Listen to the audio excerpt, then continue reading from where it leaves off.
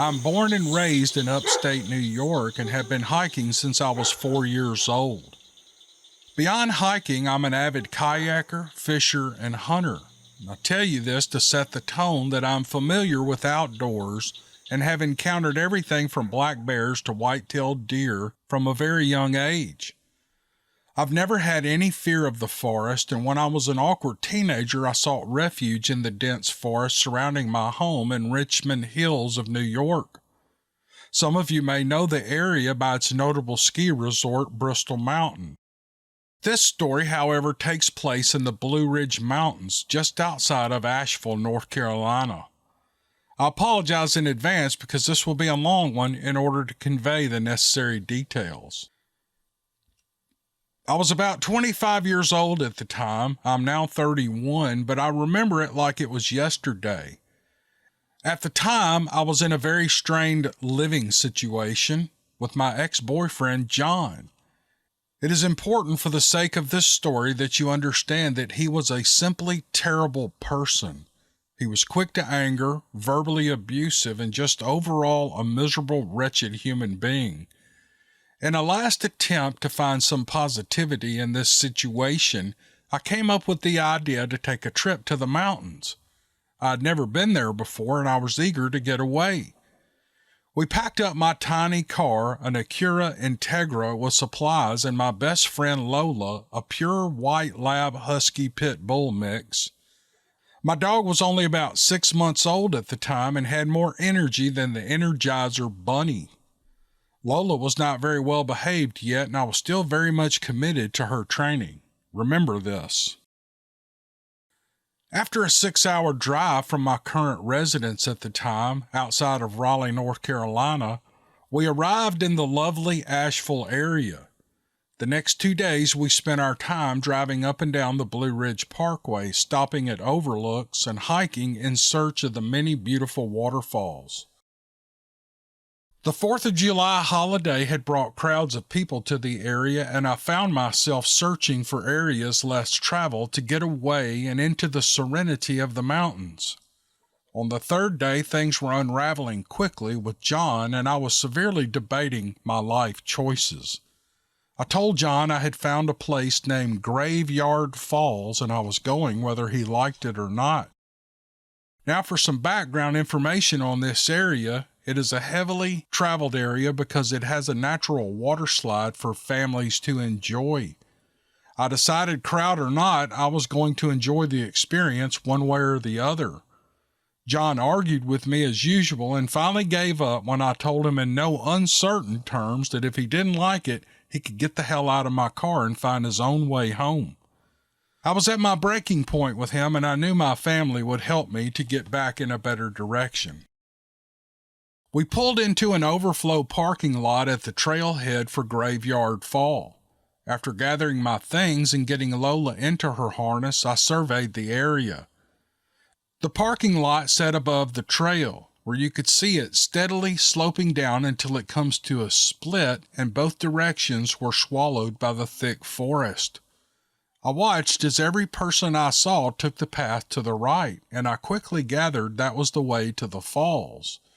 This was confirmed when I saw a family come from that way wrapped in towels and smiling from ear to ear.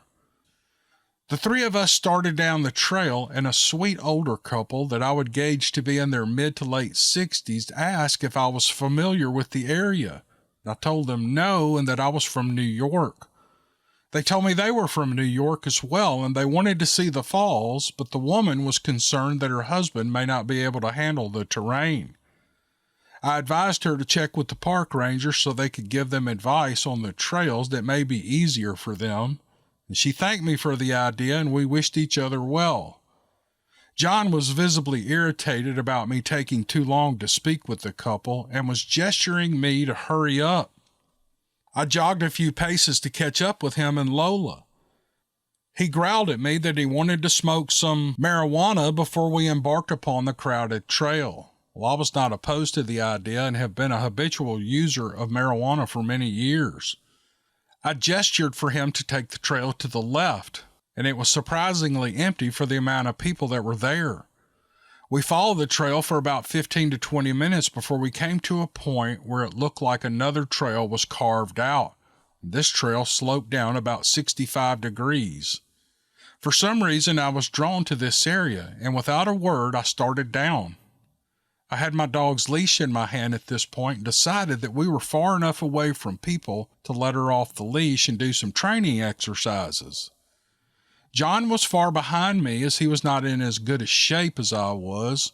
Lola and I did a couple of sit and stay commands while we waited for him. Finally, the three of us reached the bottom of this trail. I was elated to find that we were now in a lush green meadow with a small crystal clear pond. The scene was picturesque and I felt completely relaxed, ignoring John's grumbling. He started to roll a blunt, or a marijuana cigar as you might call it. I played with Lola, tossing her sticks and running barefoot through the water with her. My second pass of the pond, I noticed what I can only describe as a hat sitting on a rock that was half submerged in the water. I walked closer to it, and it was a dark green hat with feathers attached. My first thought was it looked Native American. I was no more than 2 inches from touching it when I heard the lighter click as John hit the blunt. I was at that moment the hair stood up on the back of my neck. John called to me to come and take a hit from the blunt, and I stood rooted in the spot staring at this hat. Lola returned to my side and nudged my hand with her nose. This snapped me out of whatever trance I was in, and I immediately felt the need to run like hell. I repressed this feeling, telling myself to calm down and that I was being ridiculous. I told John about the hat, and he just said it was probably a hangout spot for locals. I didn't respond and hit the blunt once. As I sat, I realized the forest had gone completely silent. No birds, no squirrels, no occasional holler from fellow tourists I had frequently heard upon my descent to the spot that we were sitting. It was just complete eerie silence. This was my first sign, and I stood up quickly and I told John something was not right and that I was leaving. He called me names and yelled at me because he wanted to stay. I didn't hesitate. Within a minute, I stuffed my feet back in my shoes, I called Lola, and I started climbing the hill. John was still sitting there smoking when I looked back for one last glance at this gorgeous meadow. He swore at me and he didn't move a muscle. I quickly moved up towards the more difficult part of the climb, and that's when I heard it. Something was following me. As this realization set in, I stumbled over Lola, who was pressed against my leg. Normally, she is running around and pushing her boundaries, but she wasn't now. She had her tail pinned between her legs, and she looked terrified. I clipped the leash onto her, and I slowed my pace. I was not going to flee and make myself look like prey. That was my first thought. My second thought was maybe it's just some a-hole trying to scare me. I started and stopped in a different pattern, and whatever this was mimicked every step I took. I started walking again at a brisk pace and looking all around me. I couldn't see anything but forest, and I started trying to piece this together in my mind. First off, this thing was on 2 feet. There was no doubt in my mind about that. And second, this thing was big. Not only could I hear limbs breaking like they were nothing, but I could feel the ground shaking beneath me. It was like when you're near a train track and you feel the earth vibrating as the train passes. To this day, I do not know why I did this, but as I'm cycling through my brain about what this could possibly be, I stopped. I felt Lola tug at her lead as she tried to pull me ahead, and I tightened my grip, and that's when I felt hot breath hit me directly in the face. I froze and stared into the trees, and they were so thick I couldn't see anything except intertwined branches. I felt it exhale again, and this time I registered the smell. It was an earthy and rotten odor, like when you leave your worms in direct sunlight on a hot day after a long day of fishing. I didn't throw up, but I'm not sure how. At this point, Lola started to whine, Any sense of control over my actions was gone at this point. I grabbed my girl and I ran until I reached the fork in the trail and I heard people again. I'm 5 foot tall, and at that time I weighed about 100 pounds soaking wet. My dog was about 45 pounds at that age, almost full grown, and I picked her up like the morning newspaper. Adrenaline is a funny thing. The story does not end there. I reached the trail out of breath and shaking like a leaf. I put my dog on the ground as I finally felt the true toll of her weight hit me. At this point, I was looking like a crazy person, spinning around and looking everywhere for whatever this thing was. Was it still after me? And most importantly, what the hell was it? At this point, I heard a familiar voice, and it was the older couple. The woman saw me and asked me if I was okay. She was clearly concerned for me, and it took me a few moments to catch my breath and attempt to speak. I told her something had chased me and we all need to get out of there. Well, she seemed unsure of what to say and stared at me as if to try and figure out what I was telling her. In the most polite tone I could muster, I told her something is out there and it's not safe here. I'm leaving immediately. And that's when she told me, "Dear, you were only gone a couple of minutes. My husband and I turned around after we talked to you to go speak with the rangers at the visitor center." My expression must have given me away because she said, "Are you sure you're okay? You don't look very good." I stuttered, "Yeah, I'm okay." And I assured her I was parked in the lot above and that I was going to rest in my car. We said goodbye again and I continued towards the lot. It was then that I realized John was still not behind me. I looked up at the sky as my feet touched the gravel and I watched a massive storm cloud roll over to the top of me. My heart sank as I pondered his fate. I didn't like the guy, but I didn't want to be responsible for whatever was going to happen to him. I remembered the moment that I had my hand over my key and I heard someone sprinting up behind me. It was John. He looked white as a ghost and did not say a single word. He just pointed to the car. I nodded my head and a rush of relief hit me as I opened the doors of the car and moved the seat to put Lola in. The minute I closed my driver's side door, it began to pour. A true mountain thunderstorm raged and I didn't even bother to try and drive away. We just sat there in silence and we never spoke of any of this ever again. And that's the end of the story. That is so freaky. It's like a Twilight Zone type of, she smelled the breath. It's like this thing was right in front of her, breathing on her. She could smell the breath. She could feel it, the heat from the lungs. But at the end of her email, she has several bullet points here, and I'm going to read those to you because I think these are interesting to the topic. She says I don't have to read them. It doesn't matter to her, but I'm going to go ahead and read them. Bullet point 1, the trail I took was without a doubt about a quarter mile from where I saw that man and woman. There's no way I was only gone a few minutes. I walked to the trailhead plus down the hill and hung out for a bit at the pond. The couple was close enough to the parking lot that you could see where the overhang was to the parking lot. They should have been long gone, even with mobility issues. Where did that time go? Here's bullet point 2. John could not have been the one following me. He could not have made the ground move, had that kind of lung capacity, and the timing and how fast he was running made no sense. Number 3, my dog has never done anything like that. I still hike with her weekly, and to this day I've never seen her do any of this. Not to mention, if it was John, she would not be afraid. Number four, I've heard a sizable deer snort, and this breathing made that seem like a kitten yawning. Number 5, what happened to the person with that hat? How old was it really? Number 6, most of all, there are no creatures in the woods that exhibit this behavior. I'm a small girl with a smaller to medium-sized dog. If it wanted us, we were bacon and eggs for this thing. Animals do not pace you out. That was 6. Number 7, I was never thinking Bigfoot because honestly, it never crossed my mind. In fact, I used to tell my dad he was nuts because he believed the Patterson-Gimlin film was real.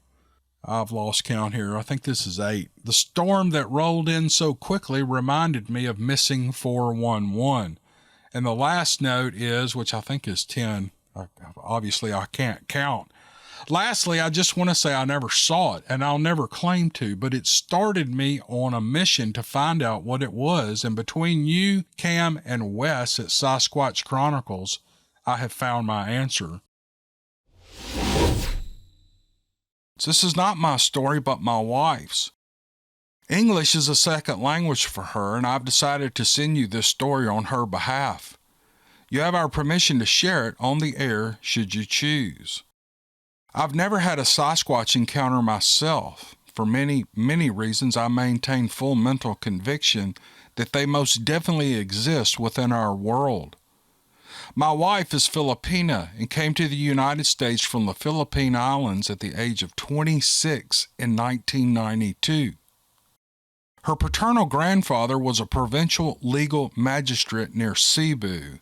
Oftentimes, he would be compensated for his legal services in the form of rural property. Over a career of 40 years, he became a very large landowner. When she was growing up, her parents, as well as most of her many aunts and uncles, were rural farmers, operating small to medium-sized farms on deeply rural, sparsely populated property. As a child, it was normal for my wife to visit her various aunts and uncles on these farms, sometimes just to visit and sometimes to help with some of the work. Once at the age of 10 in 1976, when visiting a favorite uncle who lived deep in the Philippine jungle, she had a Bigfoot encounter. It took place close to dusk between 7 and 8 p.m. Her uncle lived in a decent-sized, fairly nice home built out of a well-constructed Napa hut. One evening after dinner, she went out to the side porch to sit and relax in the cool evening air while he enjoyed a cigarette. My wife was sitting inside, but she got bored, so she went out to the porch to sit with him. As soon as she got outside, she noticed a foul odor similar to a skunk, but much worse. Being a loud-mouthed, obnoxious little kid, she harshly complained about the horrible smell. Her uncle sternly asked her to lower her voice, and then pointed over to a tree about 50 yards away. High up in this tree, she saw an enormous, orangish-brown, hairy man, sitting recumbent with his back against a tree and legs stretched out in front of him, resting on a limb. His legs were crossed at the knees, and he had enormously long feet sticking up in the air. This huge hairy man had a dry banana leaf rolled up tightly like a giant cigar and was sitting there calmly smoking it like a wise old man. The incredible size and length of his feet struck my wife as being hilariously funny, so she started jumping up and down and pointing at it while squealing loudly with laughter. Quickly, her uncle jumped up from his chair and lightly rapped her on the mouth with the back of his hand. While holding his index finger in front of his mouth, he said, "Shush, if you're going to make it mad, you're going to be sorry." She was furious with her uncle for treating her this way, and my wife stormed inside the house. Later, she would learn that her uncle saw the creature in the tree on a semi-regular basis. When my wife first came to the United States, she assumed that Americans knew Sasquatch were real. Over some time, once she figured out that Sasquatch were largely considered strictly mythical by most higher-minded Americans, she decided to share her story only with a select few individuals, usually after a beer or 3. When asked to describe the creature the best way she could, my wife said it looked like a mixture between a human and an orangutan. It was 9 to 10 feet tall with orangish-brown hair similar in color to that of an orangutan, and it had grayish skin.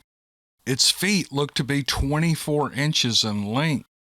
She said it smoked the exact same way as a human would, taking deep drags and blowing the smoke out. On a side note, there's little doubt that these huge man-like creatures exist. By 2019, it seemed quite apparent that our government has gone to great lengths to not only conceal their existence, but to also create a societal subtext that people who believe in them must be crazy. Not only do we know that Sasquatch exists, but there are vast numbers of different breeds, sizes, and temperaments. The question we must ask ourselves, why does the government regularly go to such lengths to keep them out of our mainstream paradigm? It can only be a guess, but I assert part of the reason is that they don't want us to become further aware of some of the abilities which Sasquatch possess, such as infrasound and psychokinetic influence. They wouldn't want ordinary, lowly people to discover that maybe we might possess some hidden talents ourselves. Also, there's the further consideration that if Sasquatch cultures can strongly thrive in the wild for countless generations, in the complete absence of any centralized government or paper money, we can too.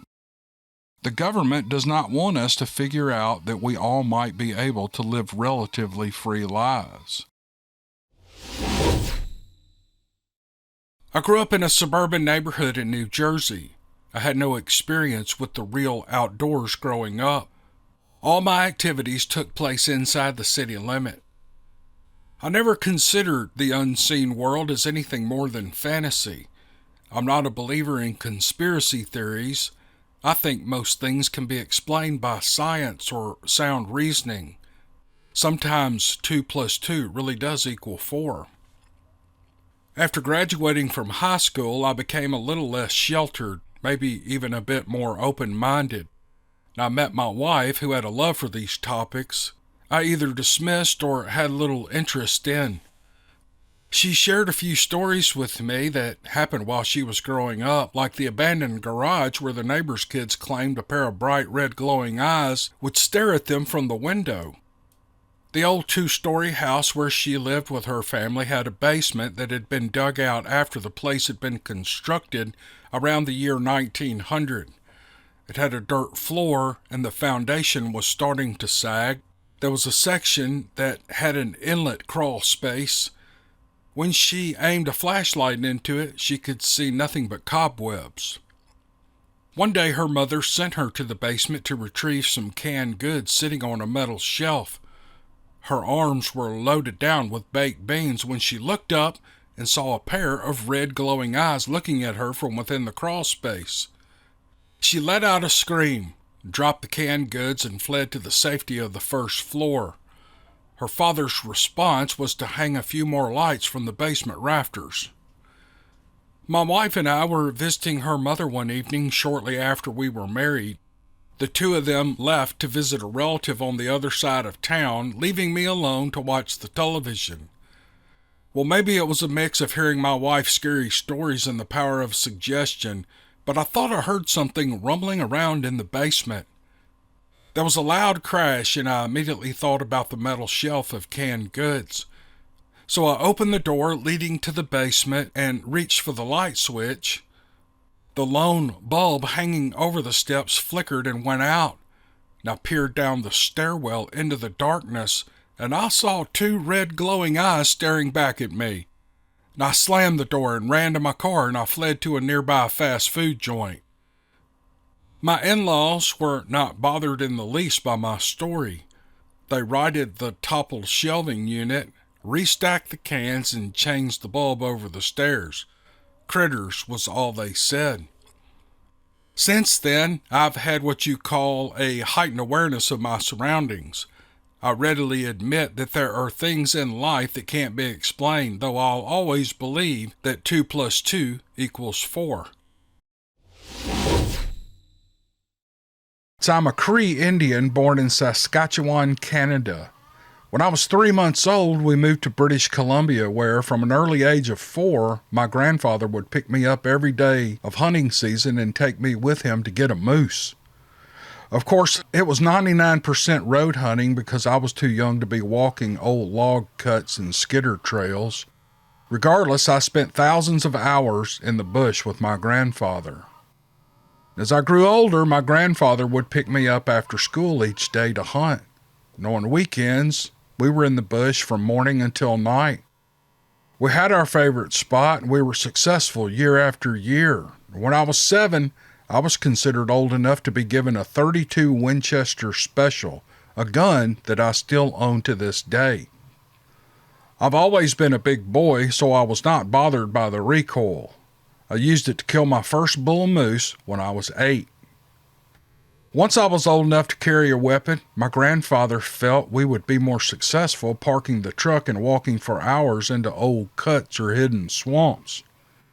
One morning in 1979, the year I was finally old enough to drive legally, we pulled up to an old skittered trail that we had walked many times. It led to an old logging area that was like a magnet for moose. I dropped Grandpa off there and drove to another spot. I promised to be back in 2 hours to pick him up, and he promised to be waiting on the road when I got there. At 16, I was now carrying a 7mm mag. My grandfather had taught me about bears and what to do if they charged. My grandfather was a wise old hunter, and he said if a bear charged, to drop down on one knee so that I was on the same level as the bear, and then I would not miss if I had to shoot. I parked my truck and walked into my spot where it was very quiet. There I found a good vantage point and sat for an hour. During that time, I saw only a cow with twins. Not being in rut yet, I doubted any bull would be hanging around. It was time to go back and get Grandpa, so I hiked back out and drove back to the spot where I knew he would be waiting. My grandfather was always punctual. If he said he would be in a certain place at a certain time, he would be there. But this time, he was nowhere to be seen. I hadn't heard any shots, so I was pretty sure that he wasn't cleaning a bull. When 45 minutes had passed and he didn't come out of the woods, I began to worry. Grandpa was diabetic. I started thinking maybe he was in a medical distress, so I decided to drive down the skidder trail to find him. It was only about 3/4 of a mile to a clearing that was about 500 yards wide and 800 yards long where I parked and got out. The area was dotted with small trees and a few rolling mounds, but I could otherwise see as far as 150 yards around me. I started walking in the direction I thought Grandpa might be, reminding myself not to yell out as I went in case he might be onto something. 10 minutes into my walk, I noticed a powerful stench that I couldn't recognize, but I was too concerned about my grandfather to give it much thought. It was a quiet day, and a couple of minutes later, I noticed the sound of footsteps running away from me, somewhere around 60 yards to my left. A mound blocked my line of sight, so I didn't see what it was. After 10 seconds, it stopped, and I needed to find my grandfather, so I dismissed it. A few more minutes passed, and I found my grandfather. He was sitting on a stump, looking pale. I said, "Grandpa, you don't look good. Is it your sugar?" He said there was nothing wrong with his sugar, and then asked if I had walked all the way in or if I drove. I told him the truck was only about 15 minutes away, so we started our walk out. I tried to get him to tell me what was wrong, but he wouldn't say. When I changed the subject by telling him about the horrible stench I had smelled not 5 minutes from where we were, he perked up. I described the smell to him, and then I told him about hearing something running, but that I didn't see what it was. To my surprise, he grabbed my arm and said, "Be on alert, but if you see anything strange, do not shoot at it." And I gave him a startled look, unsure of how to react, and he dropped his hand, looked down, and started moving again before adding, "Just keep walking." Well, this frightened me, and I don't scare easily. Neither did my grandfather, but there was no doubt that something had him worried. We made it back to the truck, and I saw that someone or something had broken off the antenna and the windshield wipers. Oh, I was furious. I'm 6'3" and 255 pounds, and I was a force to be reckoned with when it came to someone causing harm to my family or our property. I never heard of vehicle, so I assumed that whatever did this was on foot. I took off running to the main road, hoping to catch the culprit before they got away. I didn't get 50 steps before Grandpa called out to me to stop. Obediently, I went back to him, and as I did so, I noticed that the road around the truck was smeared as if someone was trying to hide their tracks. I pointed this out and asked why he thought that might be. He said he didn't know, and he urged me to get in the truck and get us out of there. Grandpa never spoke a word all the way home, which was completely out of character for him. Our drives home were generally filled with conversation about the day, what we'd seen or what we had not seen and why. But that wasn't the case today. It only served to increase my concern. Later, I spoke with my two uncles about Grandpa's behavior. I often hunted with them when I wasn't with Grandpa, and I thought they might have some insight. I told them everything that happened that day. One uncle said maybe he saw a Sasquatch, and he started laughing. My other uncle was a lot more attentive, though. Instead of laughing, he told me about a terrifying experience Grandpa had in 1963 when we first moved to British Columbia. He said Grandpa was alone in the McGregor area, northeast of Prince George, when he was approached by something. He was sitting on the edge of a tree line overlooking a clearing when he heard it coming from about 100 yards in the bush and heading straight for him. He thought it might be a grizzly because of the heavy footsteps, but it was walking, not running. My grandfather held his position with the safety off until all at once he saw a giant 10-foot tall monster on 2 feet step into his view. It didn't see him sitting there as still and as quiet as a church mouse. The creature walked into the clearing just 15 feet from Grandpa, still unaware of him. Then the wind shifted slightly, and it turned its head and locked eyes with my grandfather. It started sniffing steadily, and then it dropped down to a crouching position. Grandpa was terrified. He didn't know if it was preparing to attack him or what it was going to do.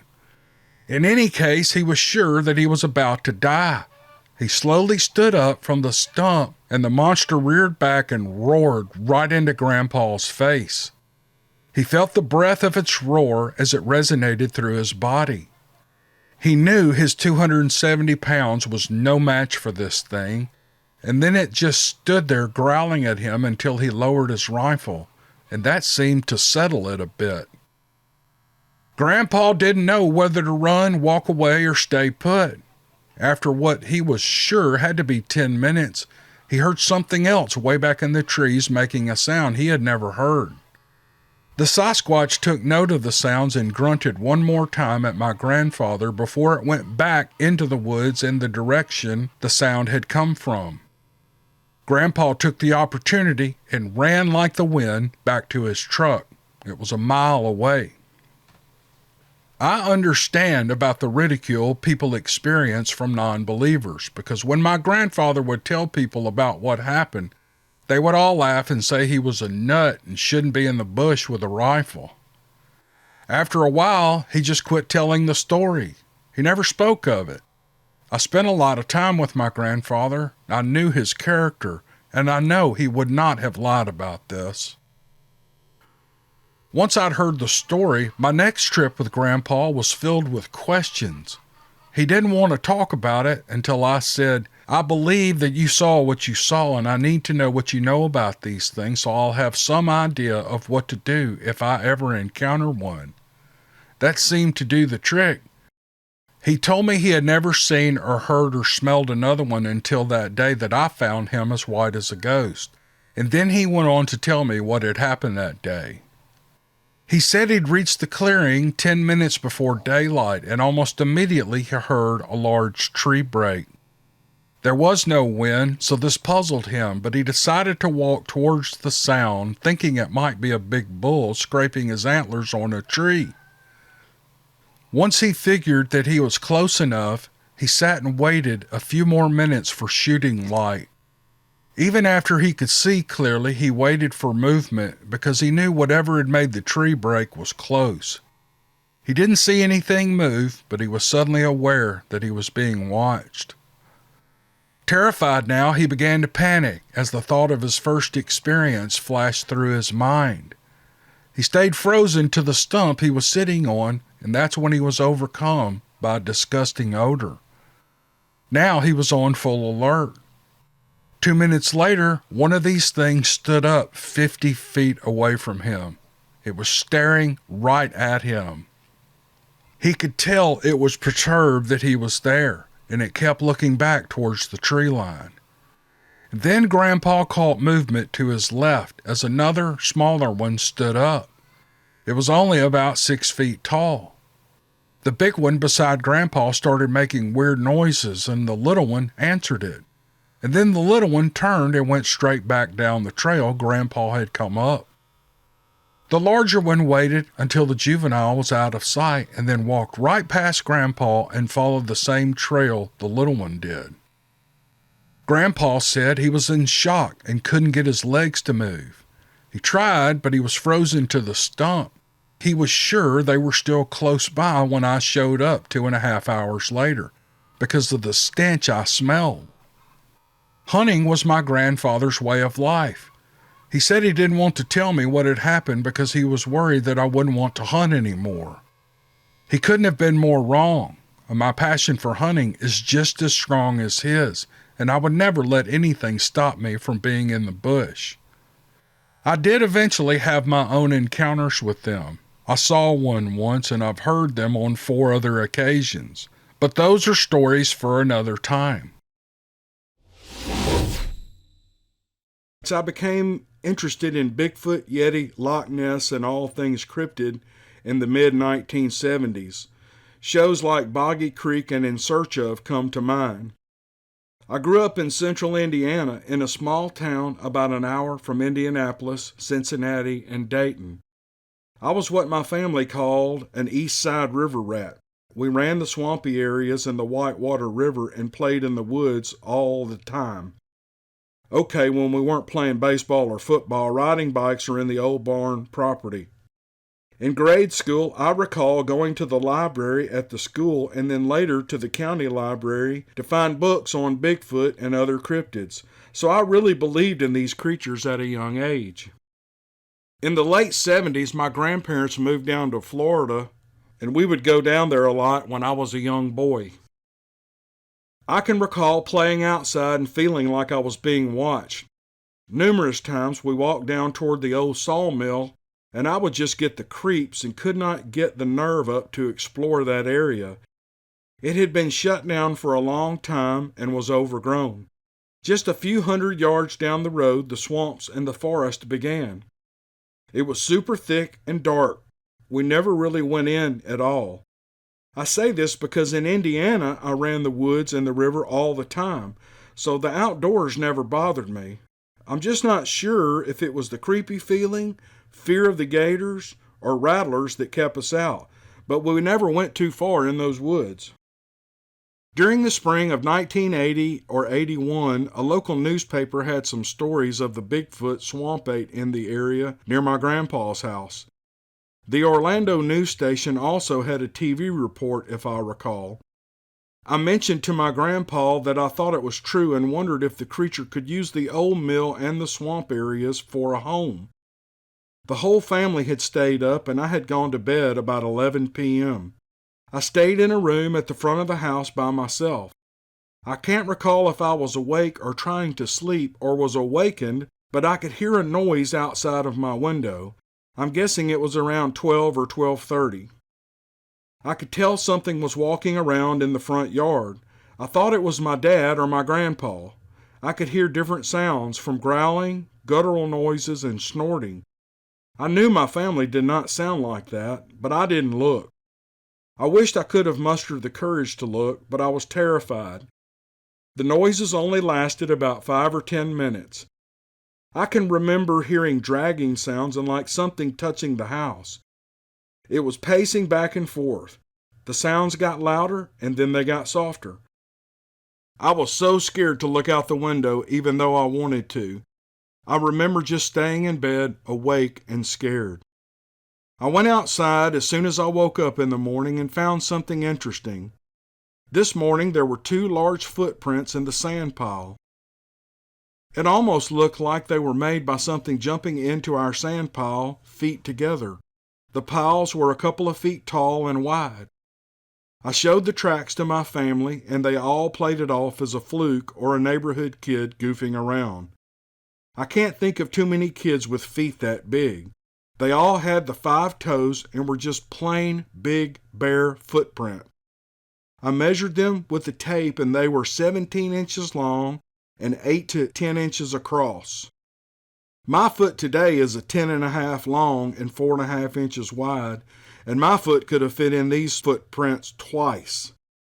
I can say I did not imagine these noises, nor the actual footprints, but I cannot say 100% sure that it wasn't a hoax or a family member kidding with me. No one ever claimed they did it. I even asked my dad a few years back, he is 77 now, and to this day he claims to have no knowledge of how the tracks got there. I even asked my grandfather when I was in college, and he says he doesn't know either. I'm from a small town in Wayne County, West Virginia. It's located in the middle of nowhere, but for reference, East Lynn Lake is to the west, and Cabolingo State Forest is to the south. The landscape is made up of a series of heavily wooded hollers and ridges with the occasional hilltop field and creek bottoms being the only flat spots in the whole area. Most of the roads follow the creeks and ridges. The first time I ever heard of Bigfoot as being real happened when I was 13 or 14 years old. 2 of my cousins, Jason and Junior, told me their story. They were following a slowpoke old couple on Route 37 through East Lynn Lake State Park near the Lick Creek boat ramp. They said the older couple suddenly slammed on their brakes to avoid a giant Sasquatch crossing the road in front of them. There was a wide spot just beyond the boat ramp and playground where the old couple pulled over, and my cousins pulled in right behind them. The 4 watched as the massive beast ran down the steep hill towards the lake. It was winter, so with the lake at Winter Pool, it was about 20 feet wide where the creature jumped across. It ran up the hill on the other side at an unbelievable pace, disappearing into the brush about halfway up the opposite hill. I knew they were stoned when they were telling me the story, so I thought they were probably making it up to get a laugh. Now that I've seen and heard these things, I know they were telling the truth. About a year after hearing my cousin's tale, I had my first encounter. I was on the UKC competition raccoon hunt. My dad and I both had dogs entered in the hunt, and we were cast out separately. I was too young to drive, so I had to ride with one of the fellows I'd been cast out to hunt against. It was a great hunt for my group, with me and my beloved blue-tick coon hound way in the lead. Old Blue was the best dog I'd ever hunted with, and I loved that dog as much as a 15-year-old hillbilly could love one. We had about 30 minutes of allotted time left for the hunt, but had run out of normal hunting spots. One of the hunters knew a spot close by. However, it required driving down a rough road to get there.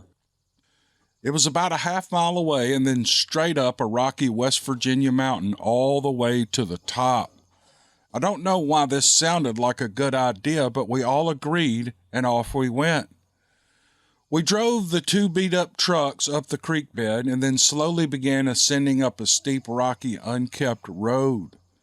It was more like a 4-wheeler trail than a road. We reached the top and turned the dogs loose down the other side of the hill. After just a few minutes, everyone's dogs came back except mine. And I called for Blue over and over, but to no avail. The other hunters were ready to go, but still Blue had not showed up. I told them to go ahead without me and send my dad back up here to get me.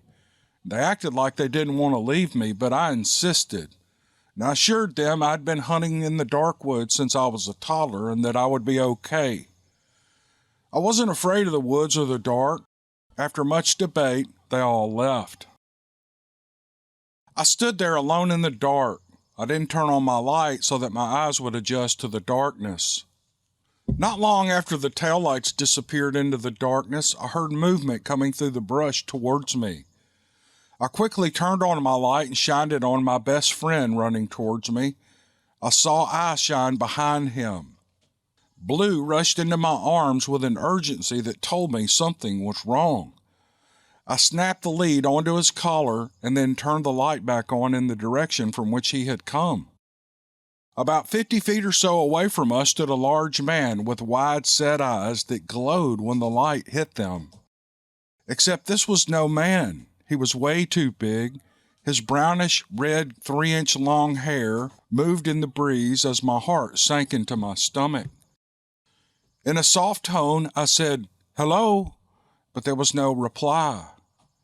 And then I said, "I've got a gun, so don't come any closer." I was bluffing.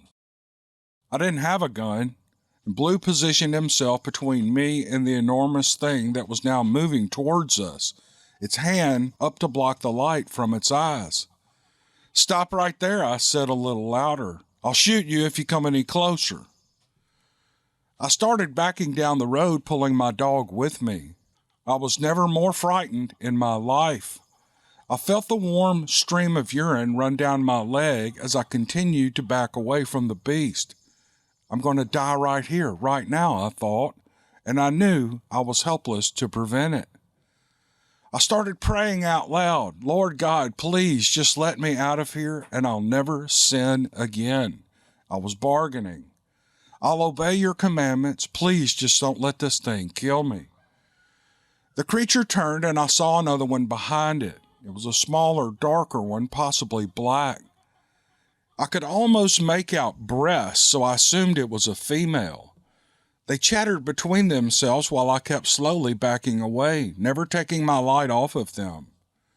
And in a flash, one went right and the other went left, and I lost sight of both of them. I shined the light around in every direction, but I couldn't see anything. I couldn't hear anything either. I turned off my light and tried to let my eyes adjust to the darkness, and after a few minutes I started walking down the road towards the creek. I heard the movement on both sides as I walked. I would stop and turn my light in the direction I heard the sound, but I couldn't see anything, and when I stopped to listen, the sound stopped. I turned the light back on the rocky road and kept walking towards the creek. I decided at that moment that there would be nothing I could do if they wanted to kill me, so I just walked as normally as I could down the uneven road. Blue, who normally walked in front of me, was behind me, then on my right and then on my left for a few seconds and then behind me again. He didn't growl. He acted as scared as I was. Somehow I managed to make it to the creek, but I couldn't take it anymore. The tears poured from my eyes like a faucet, and I cried out, "Thank you, God," in a loud and confident voice. I wasn't out of the woods yet, but I felt like these creatures knew God, like they wouldn't touch me only because of God. And I splashed down the creek fearlessly, knowing they wouldn't touch me. I pulled Blue, who was still scared to death and walking with his tail between his legs, all the way to the main road. And then I stood there soaking wet from the urine and the creek water, and I cried while I waited for my father to arrive. 20 minutes later, I saw that old Dodge pull up. I was never so happy to see my dad in my life. Normally, I had to pick that stubborn blue tick up to get him in the truck bed, but not that night. He leaped up on the tailgate and dove into his safe, warm dog box. I walked around the truck and I opened the door, but before I got in, I took one last look towards the creek. They were standing there, watching me in the glow of the taillight. And I waved to them, and I jumped in the cab. My father took one look at me and asked, "What happened to you?" "I must have had a little accident," I said with a smile. He handed me an old jacket and told me to sit on it, adding that he didn't want that pee smell all over his truck. I'm crying right now as I'm writing this. It's so hard to tell anyone, and that's why I'm telling everyone. Until now, I have never told a soul, not my dad that night, nor my best friend, or even my wife. I remember what I thought of my cousin's story, and I didn't want others to think the same about me. I've kept it bottled up for all these years, and now at least it's out. I didn't make good on my promise to God either, but I'm sure He forgives me. That was the only hardcore visual I've ever had of these creatures, or people. I know they're people. They have a soul just like we do. They know God just like I do. No, probably better than I do. I think they have a relationship with God that we can't even comprehend. A few years later, when I was 19, my mom and dad told me a story about a big skinny bear they saw on a cemetery road near Cabolingo State Forest. Mom said it didn't look like a bear. She said it looked like a Bigfoot. Dad quickly interrupted and said it was a bear, a skinny bear that crawled low to the ground on its belly, trying to hide. I didn't act like I thought it was a Sasquatch, but I knew it was. Later, Mom told me she thought it looked more like a Bigfoot than a bear. I had one more encounter when I was 27 years old. I was camping with an old girlfriend and her kids at East Lynn Lake. It was a weekend after school had started back in the fall, so there weren't any other campers. We picked the last campsite at the end of the campground. Her kids fell asleep in the pop-up camper around 11 p.m. My girlfriend and I were sitting at the fire when acorns and small pine cones started landing in the fire. And then they started hitting us. I got a flashlight and scanned the area looking for pranksters, but I didn't see a thing. No one was around anywhere. The hills on the side of us were steep, really steep, and we were at the last campsite. The acorns and pine cones were coming from those hills. We got scared and we went inside, but then they started hitting the camper. I heard chatter coming from up the hill behind us. It all sounded so familiar. The memory of that night raccoon hunting came flooding back to me. I knew who it was then, and I told my girlfriend it was raccoons, and she believed me. I started praying, and it stopped, like turning off a switch.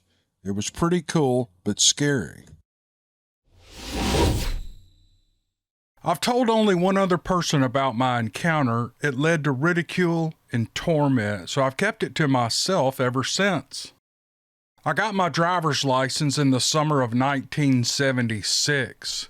5 months after that, I had earned enough money working in the tobacco fields of West Virginia to buy a car. I lived with my stepdad. My mother had left me in foster care right after their divorce. My stepdad was older, retired, and he was in poor health. He and my mother had a son together, so he took custody of me to help with my brother. It was a hot, muggy July night, punctuated by a supermoon that looked bigger than seemed to fill the sky. I had finally talked a girl into going out. This was the greatest thing ever. So we crossed the Ohio River to go to a drive-in theater. Neither of us had ever been to one before, and as soon as the outlaw Josie Wales was over, we quickly headed back to her house to beat her midnight curfew. I dropped her off and started for home. The road I was driving on was one I hated, but I had an errand to run before I got home. 7 Mile Ridge has houses on both sides for the first couple of miles, and then the next 3 or 4 miles were nothing but a lot of fields and a few other houses that had seen better days and were falling in on themselves. About halfway down that road was a farm we'd leased for raising tobacco, which I had topped and suckered earlier that day. I'd left our sprayer and some other tools laying at the end of the hay field at the far end of the tobacco field, and I knew I had to retrieve them on my way home. I pulled in and drove along the edge of the hay field, heading back to the far end where the tobacco field started and where I had left the tools. And as I did so, I was suddenly, inexplicably afraid. Nevertheless, I kept going. Dad would have hit the roof if he knew I had left the sprayer out all night. The feeling was still with me as I reached the spot where the tools were, so I shined my headlights on them. I jumped out and grabbed everything as quickly as I could, threw it in the back seat, and got in my car. By now, the fear was almost overwhelming. I just wanted to get out of there and get home. As I drove out, I caught sight of a shadow on the passenger side of the car. I looked over to see something running alongside me as if it were racing me. 1,000 thoughts were running through my mind when it darted ahead of me and into the headlights. I knew what I was seeing. Its waist was higher than the hood of my car. It was covered in long black hair and its head was conical shaped with absolutely no neck. The muscles on its body flexed and rippled as it ran. My window was partially down and I could smell a putrid mix of wet dog and rotted roadkill as it permeated my car. I knew if this thing chose to reach through my window and pull me out, there would be nothing I could do to stop it. Terror mixed with dread as we reached the end of the hayfield together. I made a hard right turn onto the gravel, rooster-tailed rocks behind me as I did. I didn't look back to see if it was following me. I was 15 minutes from home, but I made it in 6. When I got there, I was still in the grip of panic and trying hard to calm my fear. I couldn't get past the thought of having to go back to that field and cut tobacco at the end of the summer. I did not want to imagine what would happen if I ever encountered that thing again. Unfortunately, by the time summer ended, I had figured out a way to get out of cutting that field. Until that night, I had always enjoyed hunting deer, squirrels, and rabbits and other game. I had dug ginseng in the fall and spent a great deal of time in the woods. After that night, I found it nearly impossible to go into the woods ever. I've never seen another one, but that one was enough. Eventually, the one person I talked to about it had his own encounter, and he apologized for not believing me. His encounter took place at 3 a.m., and I know this because he called me as soon as it happened. Well, that's what happened to me. I choose to remain anonymous for the same reason others do: ridicule. It was 7:40 p.m. and we were riding in twilight. It was made darker by the canopy that blotted out what little light was left of the day. I was cycling with some recumbent riders. We got a late start on getting back to our cars, and I was the only one with the headlamp on my bike, so I volunteered to take the lead. We had 2 motor traffic thoroughfares to cross, and I was essentially the crossing guard. No sooner had we entered the dark part of the trail when 20 yards in front of my light beam, something flashed across the trail. At first, I thought it was a deer, and in the same second, I remembered that deer don't have shaggy auburn hair. There was also a silver tuft toward the back of it. I didn't see a head, arms, or feet, and it flashed so quickly from my right to my left that there was no time to register it if I did. We were coming up to our first crossing, so I didn't give it too much thought until 30 seconds later when I heard the distinct whoop coming from the south side of the trail, the same direction that whatever ran in front of me came from.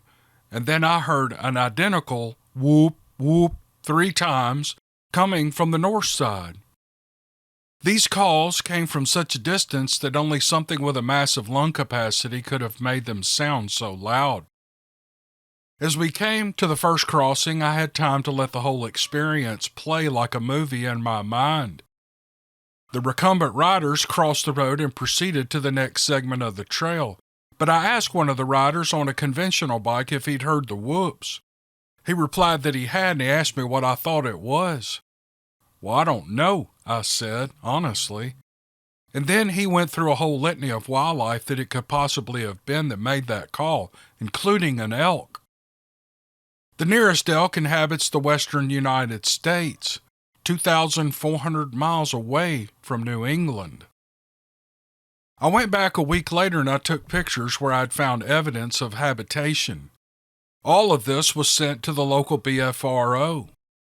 An investigator contacted me and interviewed me and then never contacted me again, nor did they ever list the incident on their website. I later tried to contact them again, but to no avail. I can't help but wonder if they were contacted by some authority to scuttle the whole incident. This part of the southern hemisphere in northern Massachusetts is heavily populated. Maybe they thought it might cause some sort of panic. That's my only thoughts, though.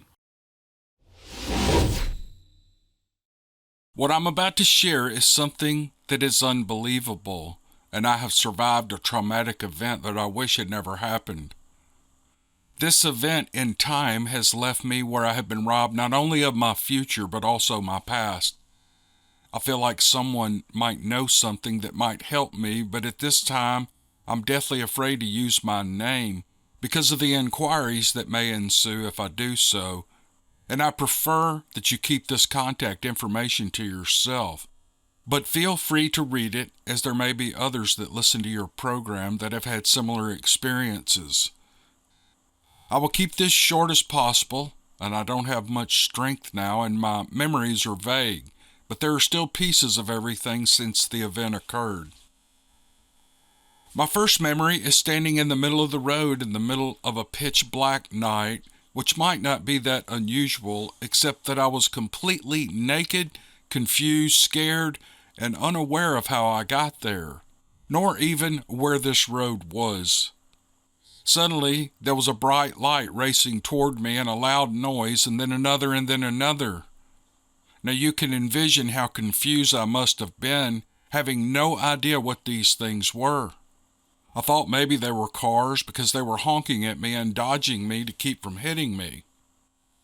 Another vehicle came speeding toward me with red and blue lights, and a big guy jumped out of the car and came running up to me, yelling in a loud, rude voice.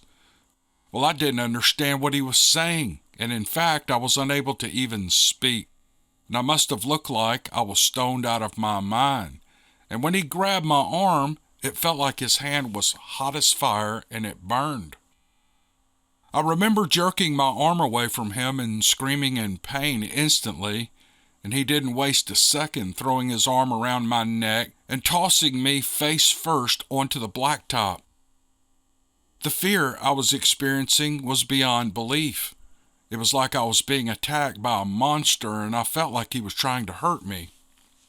He handcuffed me, and he threw me into the car, and he took me to the police station, where he took my fingerprints and photos of me and then asked me questions for 2 hours, but I never understood a word of what he said. And after growing impatient, he handcuffed me again and drove me to the local hospital, where they strapped me to a bed and started doing all types of tests on me. I now know they were testing me for drug and substances that were illegal through my blood and urine, which they took from me without my consent. I never understood what they were saying, nor where I actually was, and over the next 4 days nothing changed until 2 uniformed soldiers, who I didn't recognize, entered my room and took the restraints off my wrists. They put me in dark brown pants and shirt, and they gave me a pair of boots, and then they escorted me out to their vehicle. I was cuffed up again and driven to the airport and flown to Jacksonville, Florida, and admitted to the Naval Hospital. There I was treated for my memory loss as well as minor radiation poisoning. I was put into a room by myself, and I had an endless flow of doctors and visitors over the next several weeks, and then 2 men and 2 women came to see me.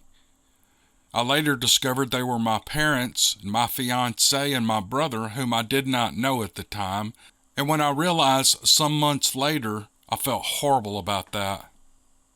They kept coming back for a couple of weeks until the only one that stayed was my mother, and she kept coming back day in and day out. I still couldn't understand what she was saying or remember anything about them.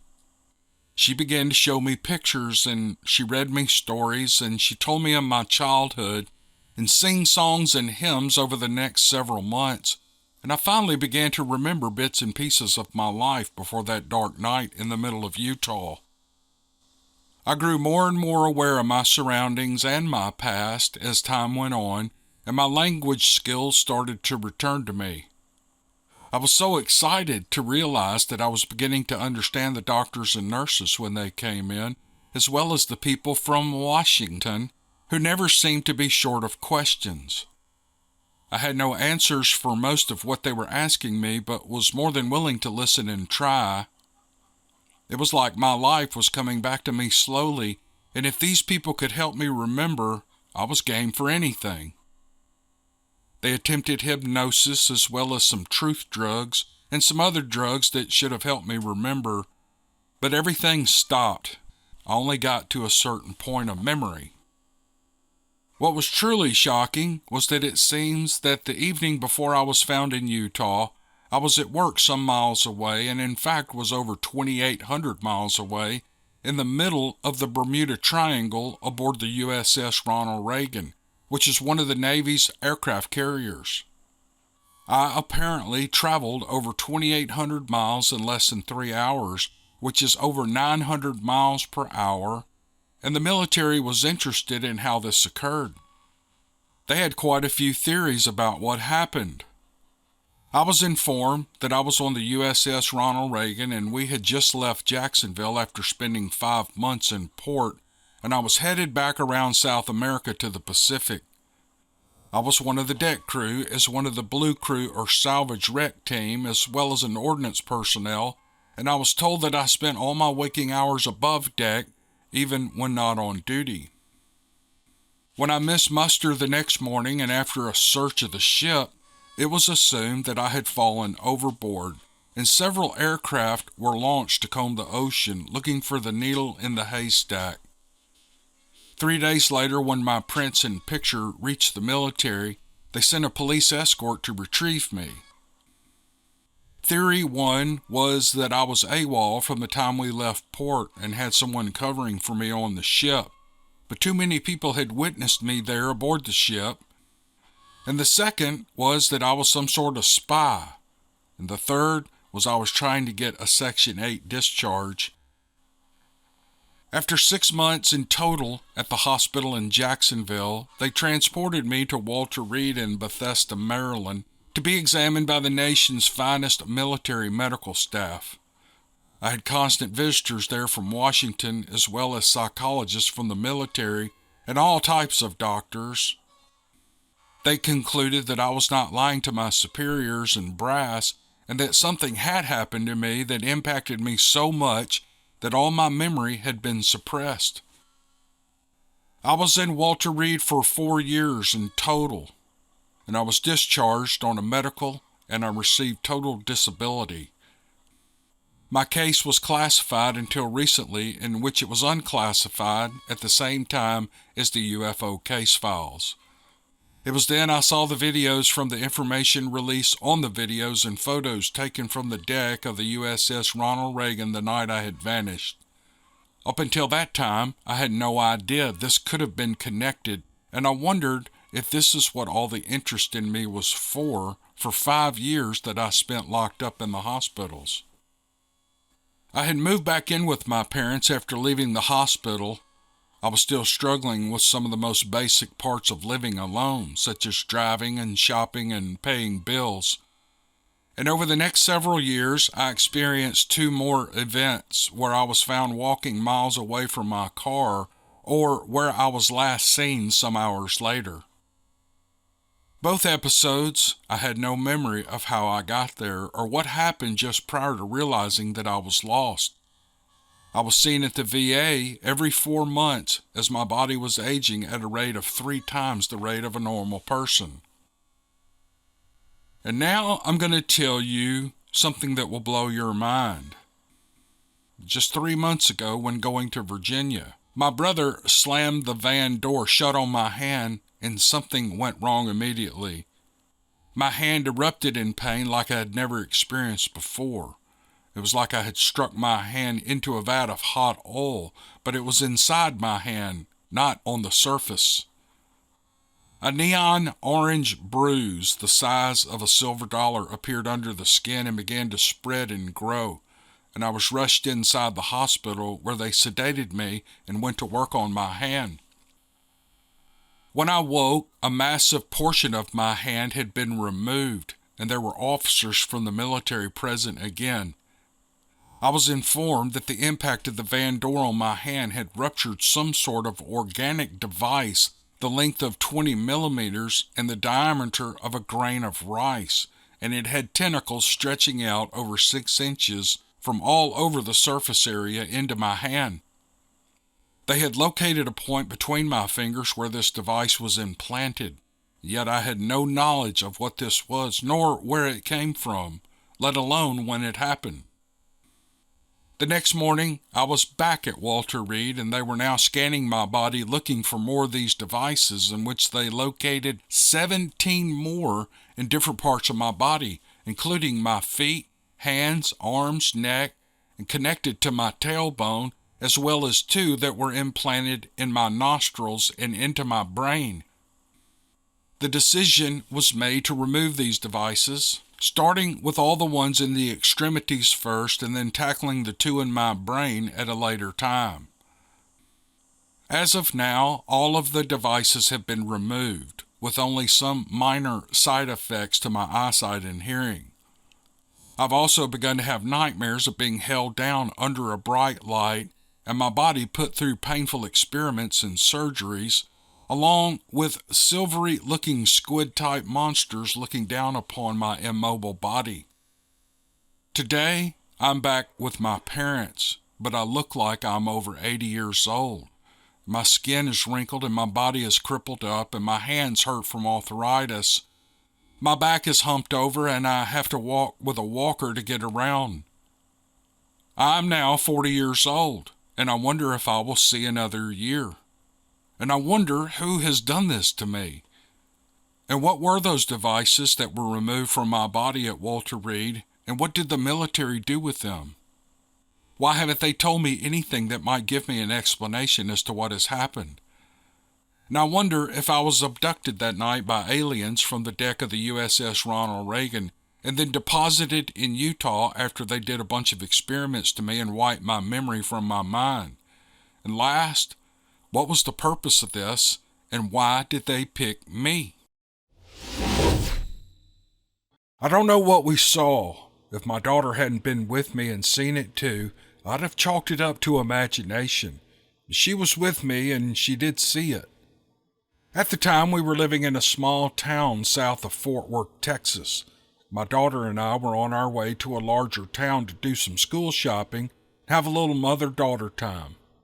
It was close to dusk and we drove along the winding road through the farmland around us, but it was still light enough to see clearly well into the distance. 200 yards ahead of us was a flatbed truck. As we drove along, what I first assumed was a large black trash bag flew out of the back of it and went straight up in the air. Most trash, when it flies out the back of a truck, will do that, so I gave it very little thought. And then it started gliding straight toward our little Toyota Corolla. As it got closer and it grew bigger, I began to realize that this was no trash bag. It had wings that were spread out, but they weren't flapping, which made me wonder if this was someone on a glider. It continued to move even closer, and as it did so, it began to lose its altitude. Now it was flying so low, and I thought it was going to land on our car. I was so sure of this that I quickly closed the window in the sunroof. This thing reminded me of the creature from the movie Jeepers Creepers. And as low as it was flying and as close to us as it came, it should have landed on our car. I honestly don't know how it didn't. And as soon as it passed over us, I looked in the rearview mirror to see where it had gone, but it wasn't there. I reopened the sunroof and I looked up. It wasn't over us either. It had disappeared. I looked over at my daughter and I realized that she was doing the same thing. She turned all the way around in her seat looking for it. Neither of us said a word. I wasn't about to stop the car, so I kept my eyes on the road and kept moving forward. We'd gone a mile or two before I finally spoke up. "Did you see that? Oh my God, what the hell was that thing?" my daughter interrupted before I could finish my question. "I don't know," I cried. We were both completely freaked out by what we'd seen, and neither of us could identify it. It didn't look like a bird, and it didn't fit the description of a mothman. It appeared to have burlap and leathery wings, and it had a humanoid head. There was no beak, no feathers, and no glowing eyes. It was completely blended together like it was a single entity and not a person on a glider. If I had been alone, I would have said it was all my imagination. It was a trick of the sun or a product of watching too many scary movies. But I wasn't alone. My daughter was there too, and neither one of us to this day can explain what we saw. I was at the deer hunting and fishing cabin that my grandfather and my great-uncle Mick built after they came home from World War II. The cabin was in Glenny, Michigan, on the All Sable River. I know I pronounced that wrong, but hang with me. I had gone up to the cabin the week before rifle season started so I could get in a week of bow hunting and cut some firewood and do some late season fishing and relax before Grandpa and Uncle Mick and Uncle Jim showed up for opening day of rifle season. I was born and raised in Arizona, and I had been an officer with one of the city departments for 5 years at the time of the incident. I took 3 weeks off every November to go to Michigan for deer season. I had been going to the cabin for years when I would visit when I was a kid. There were black bears around, but I had only ever actually seen one, but had seen tracks and scat a handful of times. I believe the most dangerous critters up there were the mosquitoes for the most part. There was nothing up there that would ever give me the heebie-jeebies, and I'm not prone to getting the creeps. I worked in a decent-sized city, so I was pretty well honed in on what real danger was, and I was pretty well stress inoculated by this time in my life. I was on my 3rd day by myself. I hadn't been able to get into the woods to hunt because there was almost no firewood, and I spent the first 2 days cutting a deadfall pine and stacking it. I kept getting the feeling that I was being watched while I worked.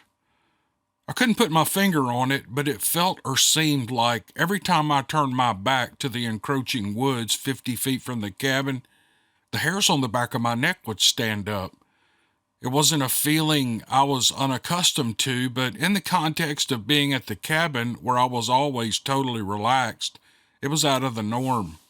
But still, there was nothing identifiable, out of the ordinary, no strange sounds or smells, nothing that I could put my finger on, but I made sure I had my pistol on my belt when I was out and about, and this is something I just never did at the cabin, even if there was a bear track or a pile of scat. I never felt the need to be armed.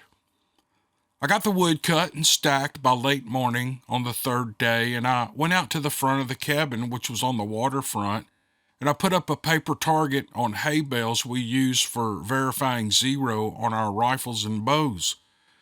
The bales were to the left or the southeast and nearly to the wood line. I fired 5 rounds from my 30-30 rifle at 50 yards, which was actually a long shot for this area. The woods were so thick, a 25-yard shot on a deer was normal and often less because you flat couldn't see any further than 5 to 10 yards most places, except along the power lines that serviced the area. After I verified zero on my rifle, I fired 15 rounds at the same target with the 10mm Glock pistol I was actually planning on hunting with that year. My pistol was good to go too. I reloaded the pistol and the rifle. When I was cleaning up the brass, I heard a strange guttural oomph sound from inside the tree line behind me. The cabin was closed in by the woods on 3 sides, and there was only a half an acre cleared. So unless something was outside the tree line, you weren't going to see it. I thought it could have been a bear, and that didn't bother me. I'd been making plenty of noise, so it wouldn't be startled or surprised that I was there. I finished up and went in to get some food. Halfway back to the door, I heard the oomph again, only this time it was louder, and it seemed to be closer. Well, now I was getting a creepy feeling about the whole thing, more than I had over the last couple of days. This was palpable, and then it hit me. I never heard a bear, a deer, a beaver, or any other critter make a sound with a definite F sound at the end. My cop brain went to, someone has to be messing with me. So I yelled out, "Okay, I hear you. This isn't a great place to be effing around. You better show yourself or get." Well, I heard the oomph again, and then definite heavy footfalls going away from where I was toward the back of the property to a swampy area behind the cabin. It wasn't really a swamp, but it was always wet and muddy, and if you tried to get in there, you were likely to lose a boot in the knee-deep mud and that sticky black silty soil. The footfalls were definitely heavy and bipedal. Again, my brain that looks for logical answers thought person in heavy hunting boots. but I also thought that whoever was messing with me was in for a nasty surprise if they went into that wet area. I figured it was a bow hunter or a young airman from the air base in Oscoda screwing around with me, which wasn't unusual in our area. I figured it was over, and I finally went inside the cabin through the screened-in porch at the front door and put my things away. I fixed lunch, and I half-dozed in a chair by the big fireplace. I had not been dozing long when a big boom startled me right out of my chair. I had no idea what the noise was, but I was on my feet. I thought it had to be one or two of the little A-7 jets from the airbase going low and fast over the river. They did that once in a while, and it could really shake the windows in our cabin because we were right on the water. I reoriented myself and realized I had to use the restroom. There was a bathroom in the cabin, but it had an old-style chemical toilet, and that was mainly for women when they came up. The men didn't use it because you had to empty it after every use, so we all used the outhouse out back for things that required a seat and a handy tree for business that could be done standing up. The only rule was that you had to step off the back porch. I decided I needed a seat, and I walked the 30 feet or so to the big outhouse, which faced out into the swamp, and I sat down to take care of business, and I heard the damn oomph again. Someone was definitely screwing around with me now, and I was getting pissed. I started back to the back porch cussing a blue streak. I went back inside and sat at the kitchen table, and I lit a cigarette, and I started a pot of coffee. I sat at the table drinking my coffee, and I cleaned my rifle and my pistol. I made a fire in the fireplace, and I put in a movie, and I had some dinner, and then I went to bed. The inside of the cabin, or the main part before the addition, was 24 feet by 24 feet.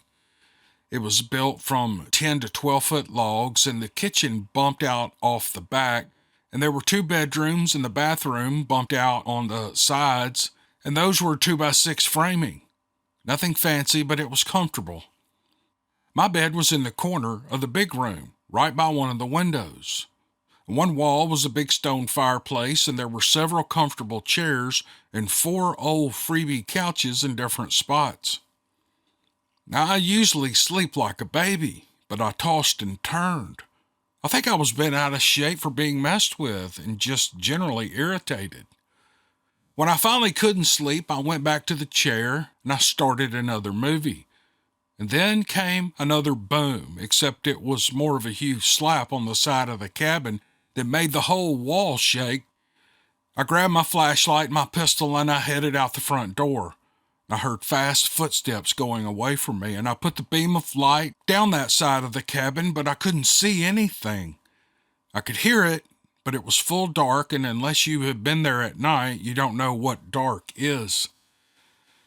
Now I was seriously pissed. I was heated, but there wasn't anything I could do at that point.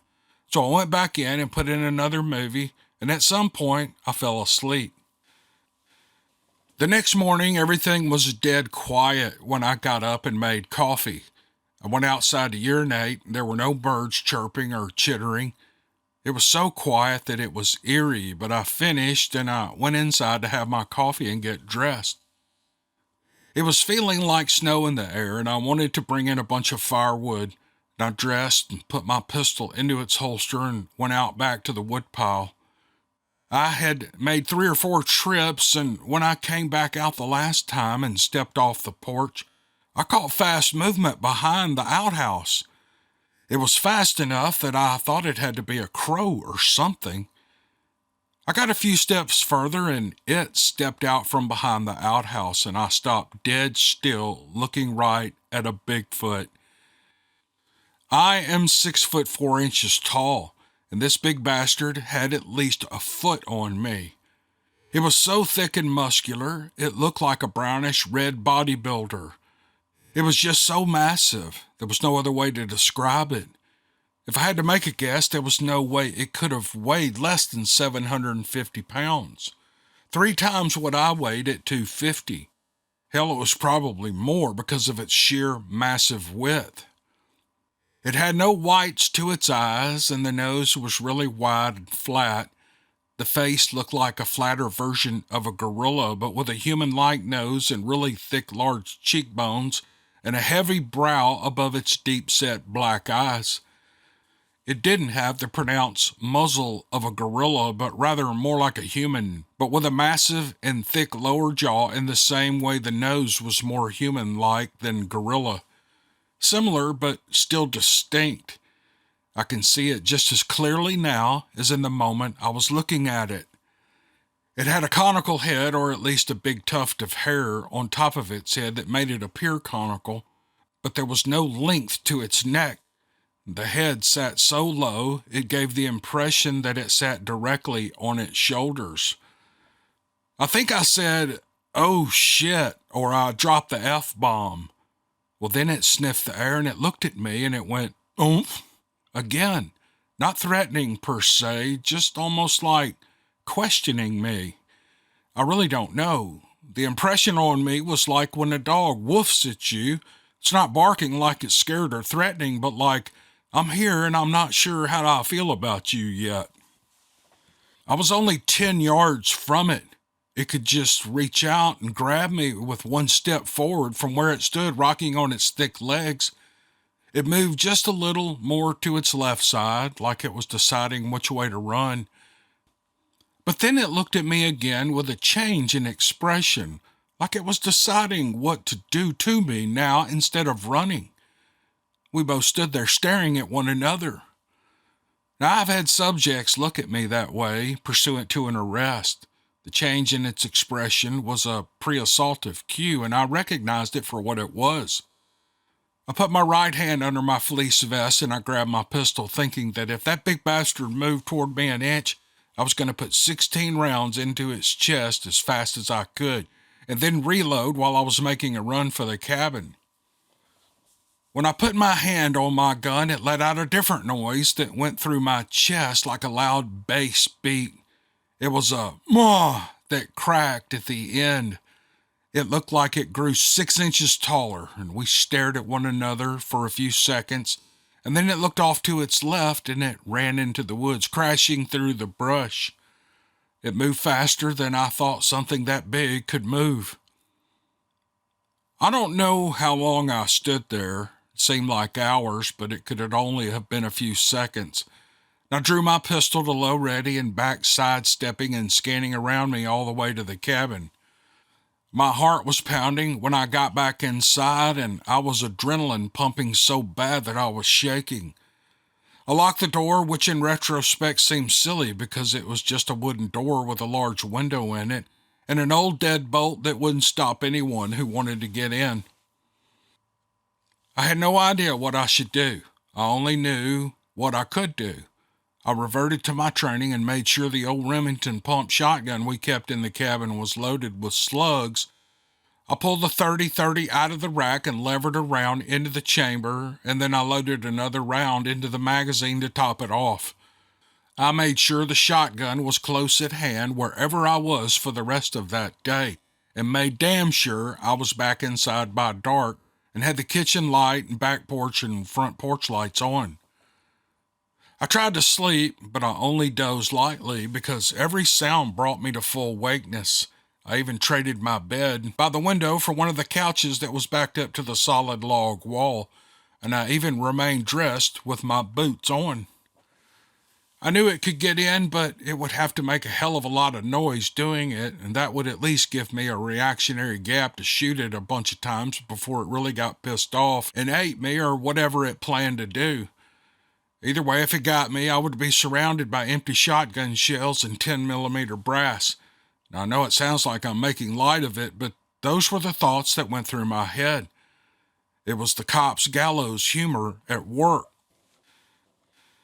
Grandpa showed up in the morning before Uncle Mick and the rest.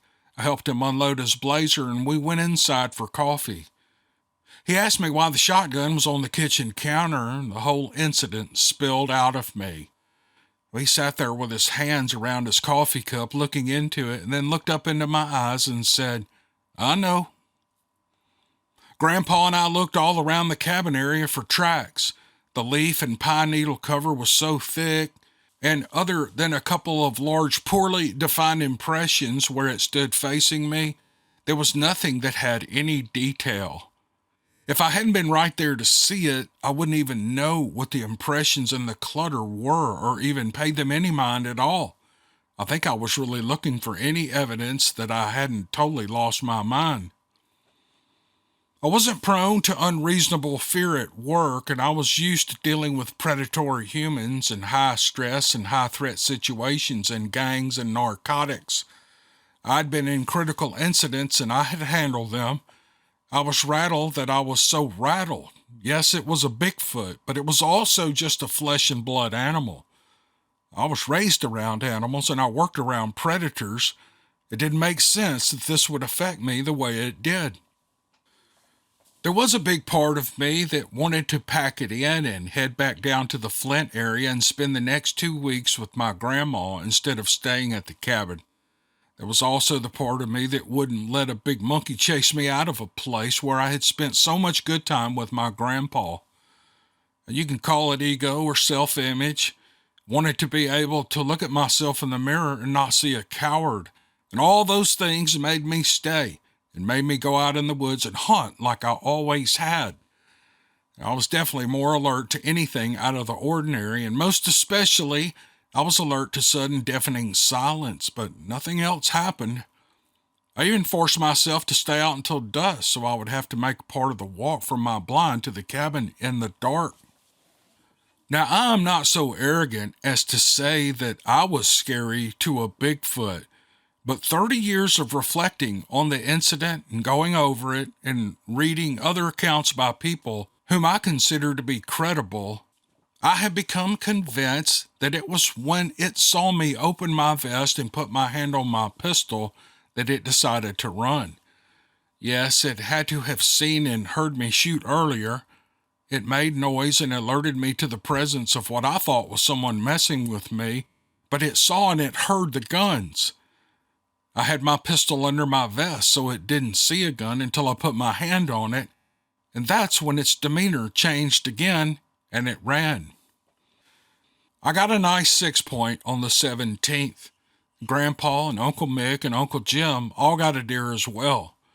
But nothing else happened, and Grandpa and I didn't talk about it anymore until a few years later when he came to visit me in Arizona.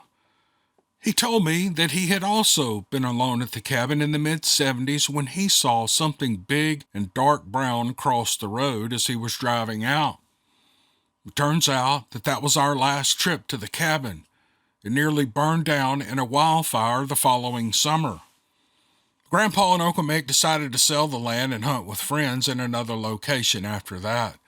As of June of this year, I hadn't been back to the old property for almost 30 years.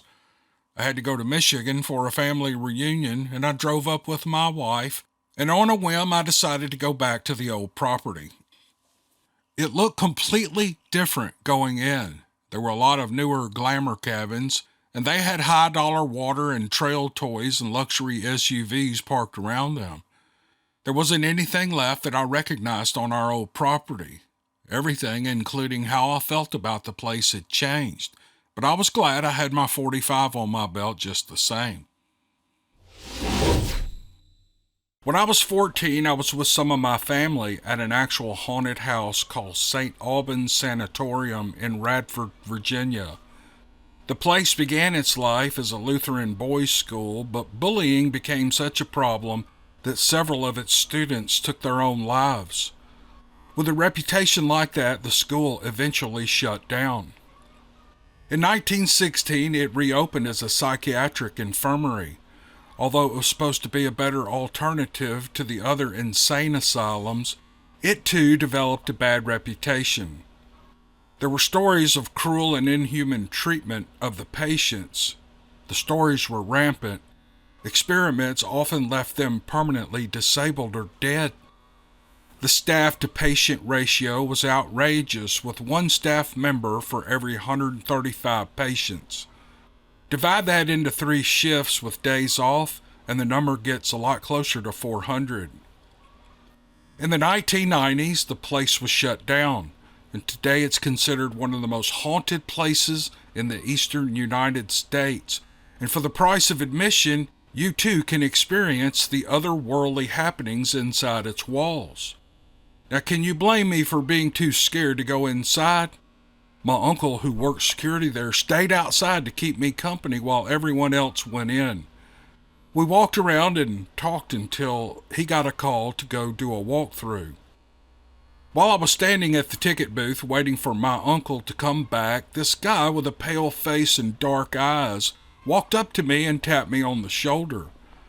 I guess he was about 5'10" and he was dressed in a uniform like the inmates of the asylum would have worn. "Do you know where the bathroom is?" he asked. Well, I told him no, that I'd never been inside. He stood there for a second, staring at me, and then he turned and silently walked away. I assumed he was an actor, hired to add to the creepy factor of the haunted house, so I never gave him another thought. But a few days later, we were all together again, and everyone who went inside was showing off the pictures that they had taken and talking about the suicide bathroom. It was the place where the students of the Lutherans' boys' schools would go to commit their final act. Someone had taken a photograph of a wall of pictures showing the people who had died in that bathroom. And right there, as clear as he was when he tapped me on the shoulder, was the guy who asked me where the bathroom was.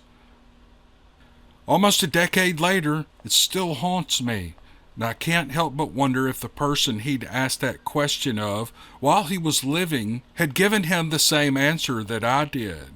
Would it have given him time to think about it? Maybe make a better choice. Whatever methods are being employed against these victims, one thing is becoming clear. There seems to be an intelligence behind it. As David Pilates has stated, whatever is happening here has a 100% success rate, implying that there are no substantiated reports of anyone successfully repelling or escaping the phenomena once it begins.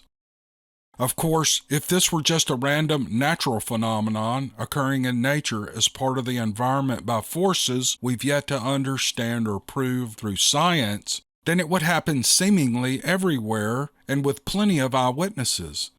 But that just doesn't seem to be the case, especially when the victim reappears inside of a metal water tank with no apparent way for a human to gain access to its interior, indicating an attempt to, as the mafia would say, get rid of the body.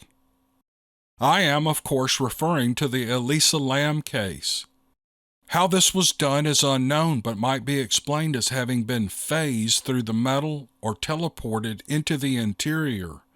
Either way, it smacks of something right out of Star Trek, the use of technology to manipulate the environment to better succeed in its effort to complete its task. Okay, I'm going to stop right here, and I'm going to, for those of you who aren't familiar with the Elisa Lam case, I'm not sure. Okay, it says right here. I'm just going to read this little clip that I clipped off the internet, so just to get you familiar with the Elisa Lam case, because it's real interesting. Matter of fact, there's a documentary either on Netflix or HBO where I saw this, but it's fascinating. And it happened in the Cecil Hotel in Los Angeles, which is reportedly got a bunch of weird stuff goes on there. But Elisa Lam, to this day, nobody knows exactly how Lisa Lam died. We know that the 21-year-old Canadian college student was last seen at the Cecil Hotel in Los Angeles on January 31st, 2013.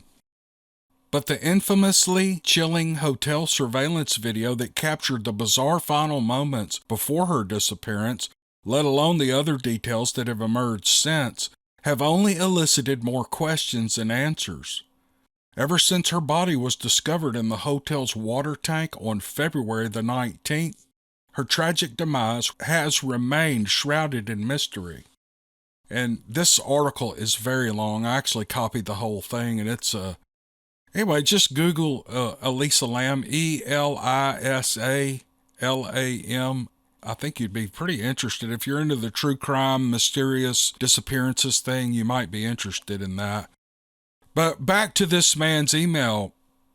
One piece of evidence to support the idea of intelligent design being that it appears to be very selective in its timing when people go missing, such as when they are in a group or waiting for one victim to get too far ahead or too far behind, is the deciding factor being the person who disappears is momentarily out of view of the others. Another is when bodies are found in an area that's been searched multiple times.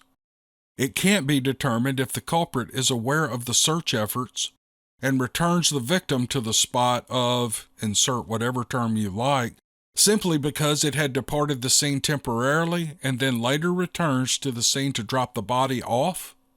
Or conversely, it was there the entire time, observing the search and waiting until there's an opportunity to do so. Why this is done is a mystery.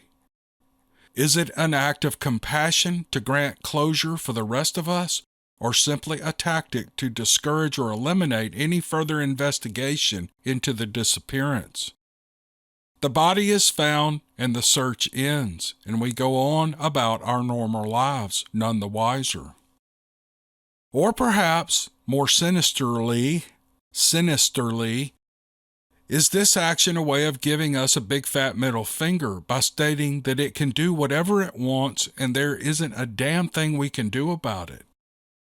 Further still, it might suggest a complete and utter disregard for human beings in that, for whatever reason, a human is needed or wanted. People are taken and then simply dumped where and whenever the task is completed. Like lab rats, we are used for some purpose, and if, when that proves to be fatal, like refuse, the body is simply discarded. Either way, the latter two are very disconcerting. Surely the agency behind this appears to go out of its way to employ stealth and remain undiscovered. So why are clues often left for us to investigate?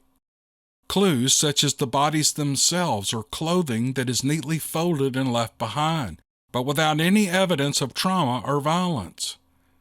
If it truly wants to remain hidden, then why leave any evidence at all, especially when it seemingly possesses the ability to instantaneously snatch anyone at any time without being witnessed?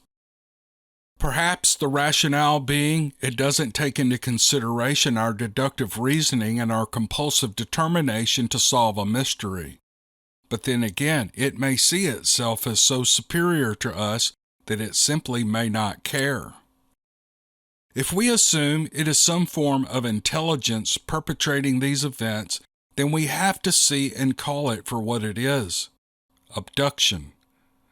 I say abduction because it is done on a small scale, in that there usually tends to be only one victim at a time and perpetrated in such a way as to remain deliberately hidden, i.e. remote locations, forests, and in the case of urban locations, when the victim is alone and out of view.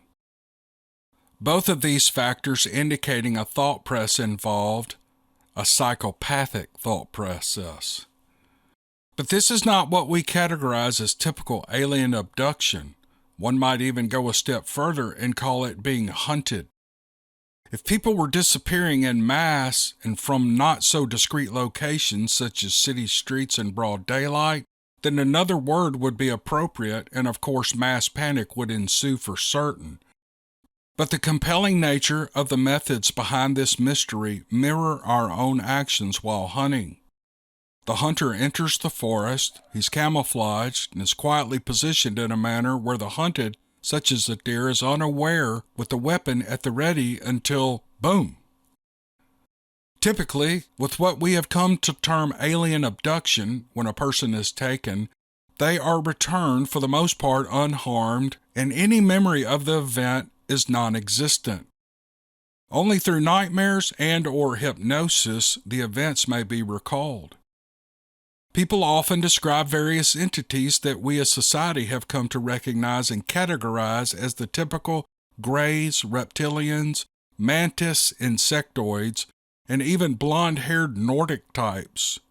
But again, these apparent races tend not to kill and will even communicate with the abductees. Their involvement with us is a topic for another discussion. So, on the surface, who or whatever is doing this is something new and or different. I mean new as in not yet part of the public consciousness and possibly not even alien in nature.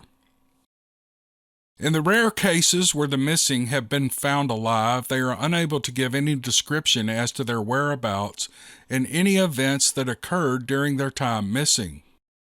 This in itself implies a classic alien abduction, but since they are so rare, while at the same time meeting all of the other criteria as laid out by David Pilates, to warrant inclusion on the unexplained disappearance list, it is not difficult to exclude the involvement of the aforementioned aliens and to begin formulating alternative ideas as to what is potentially occurring. At least in cases of alien abduction, people often report positive experiences such as the impart of knowledge that might better mankind, or warnings of potential planetary crisis and how to cope with or avoid them, cases of technological information being provided, and the healing of illnesses. And despite the overwhelming evidence of breeding and genetic experimentation, while itself is unpleasant, it never seems to end in permanent disappearance and death. Indeed, in these cases, it seems to be in the best interest of the abductors that the abductees remain healthy and alive for future encounters. Not so with this phenomenon, apparently. Whitley Strieber once said when asked, "How do we know if they are good or evil?" regarding alien encounters, his answer has always stuck with me, and I think he quotes it from the Bible by stating, "By their actions you will know them." Simple and direct, but then the truth often is. Whatever is happening regarding unexplained disappearances, as investigated by David Pilates, it is something different. It is outside the scope of what we identify as alien abduction. In other words, who or whatever is doing this is clearly malevolent and lacks any good intentions or even simple respect toward us. Like lab animals, we appear to be nothing more than a means to an end. What end can only be speculated. However, in a strange twist of art imitating life, there is of course the report from a woman bow hunter who was out there in her tree stand late one afternoon and who, according to her description, witnessed a humanoid shape in the woods, moving through the tops of the trees. And though not completely invisible, like the predator from the movie of the same name, it was completely see-through and only visible because of a distortion causing a slight displacement effect around the edges of the interloper of the underlying foliage. What adds credibility to this story is that the woman is the wife of Dr. Bruce Maccabee, a noted physicist and now UFO researcher and former optical data analyst for the U.S. Navy Surface Warfare Division. Furthermore, a little research has turned up an interesting fact that the screenwriter of that film, James E. Thomas, based much of the movie on an account taken in Vietnam during the war that has been declassified through FOIA. A Phoenix team disappeared and was found skinned hanging from trees. The Spec Ops guys they sent for rescue disappeared and were found in the same way. Also, incidentally, he grew up in Bakersfield, California, which is not at all that far from as the crow flies from the larger cluster of the missing 411 disappearances in California.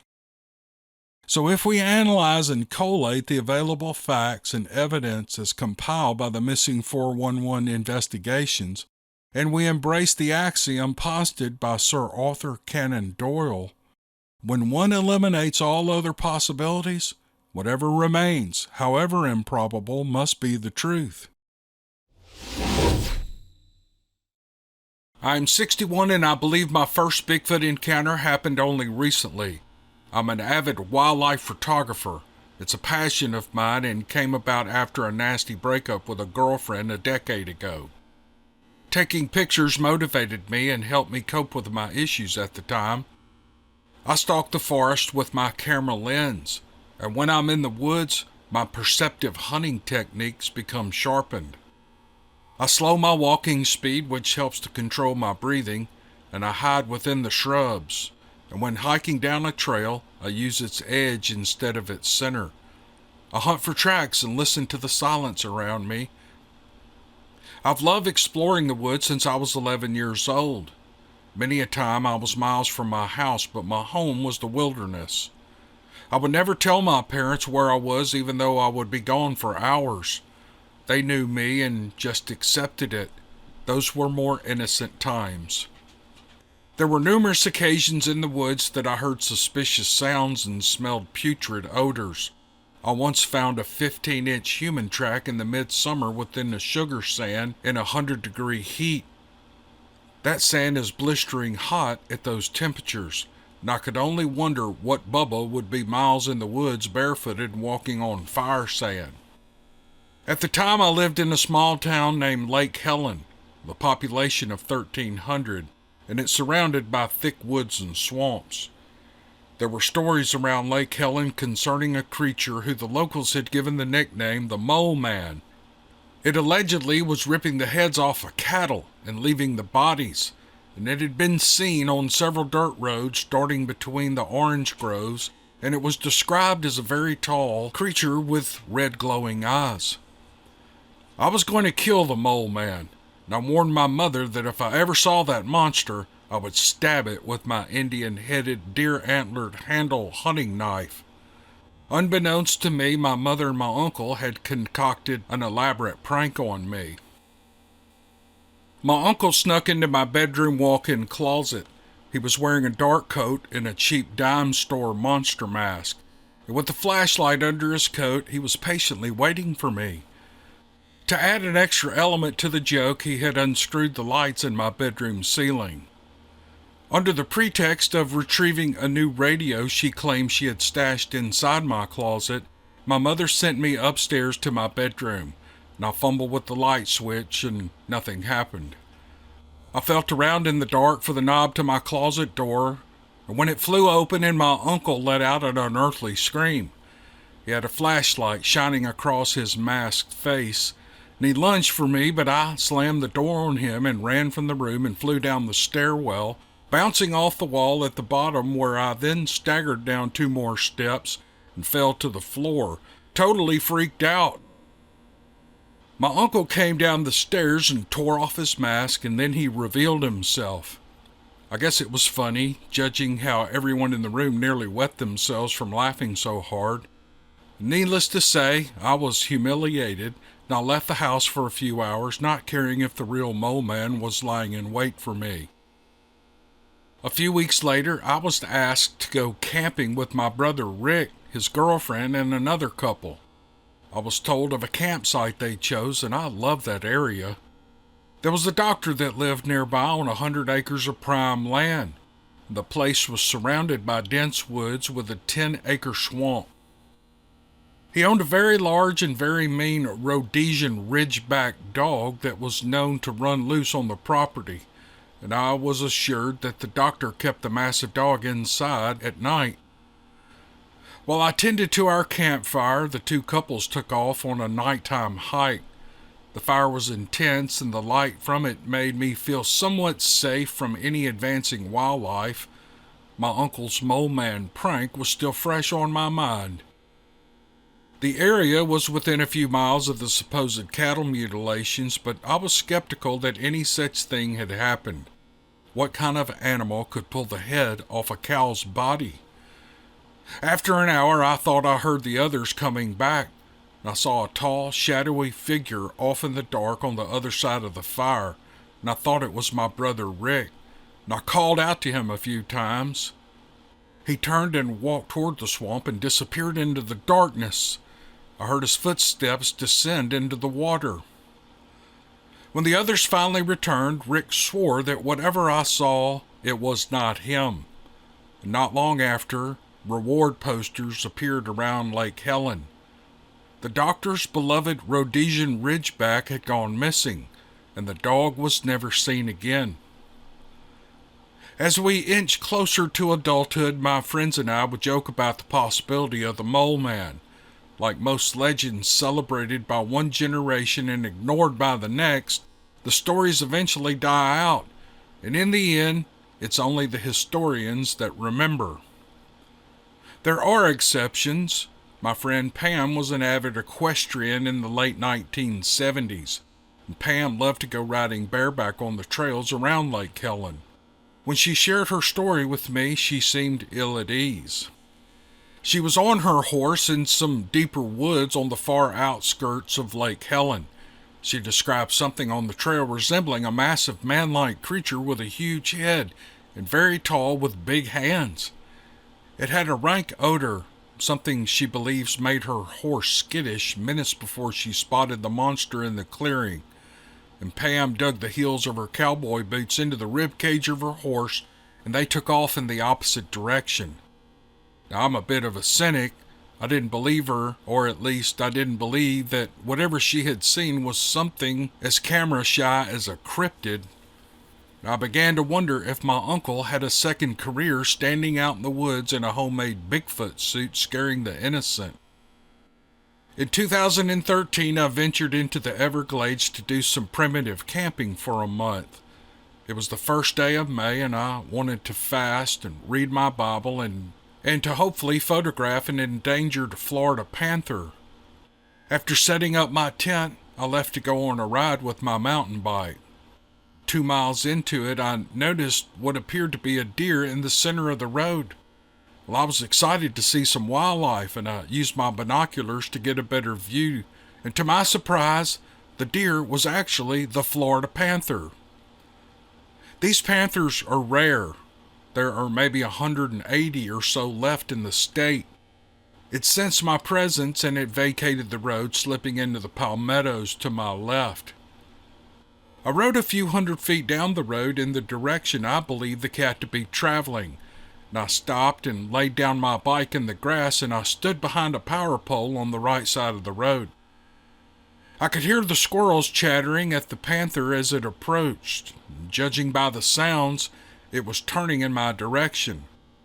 Well, it came into view between another clump of palmettos, and I shot off at least 100 photos in one rapid-fire motion.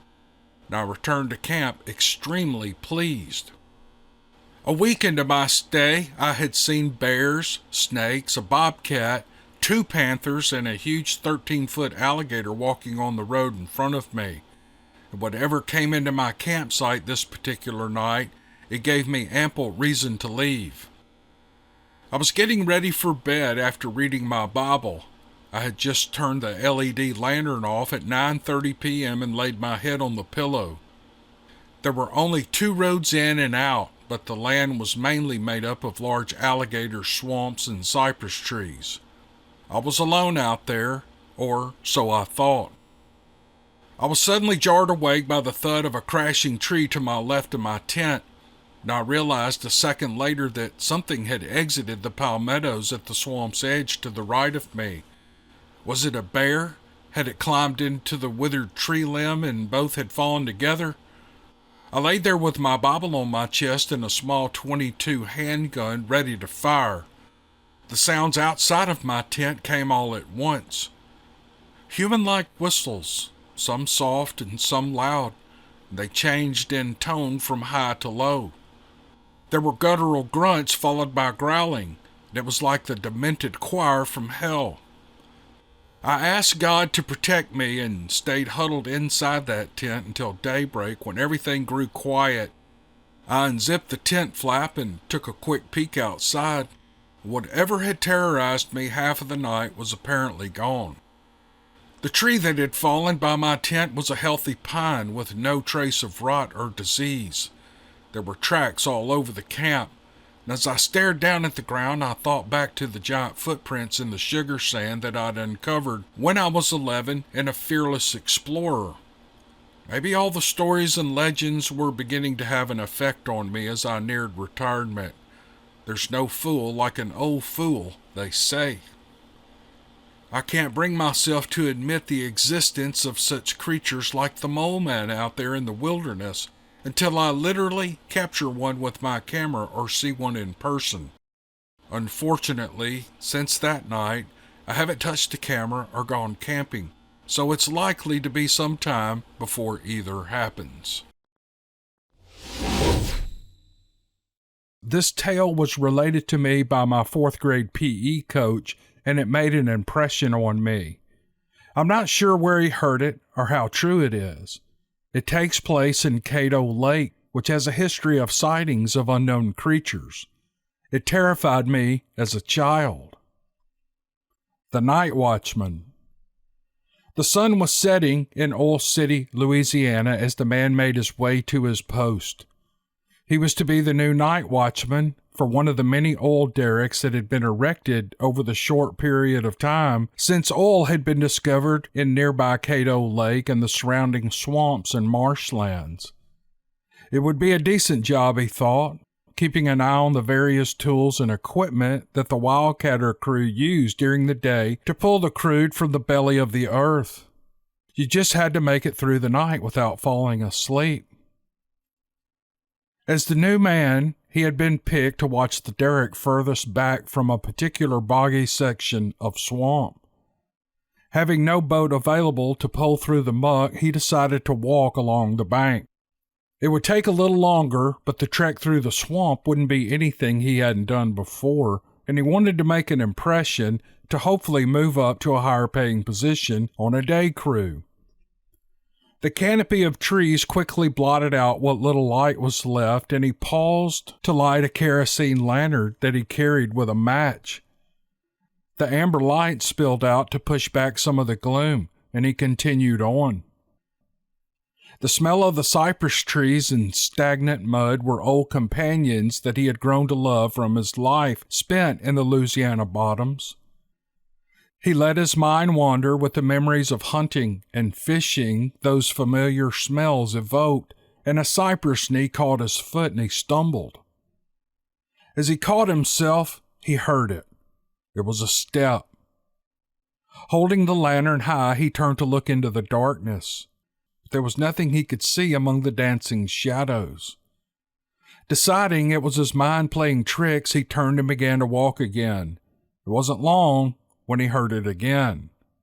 More steps mirroring his own, just to the side and behind him. So he stopped and he turned, once again holding the lantern high.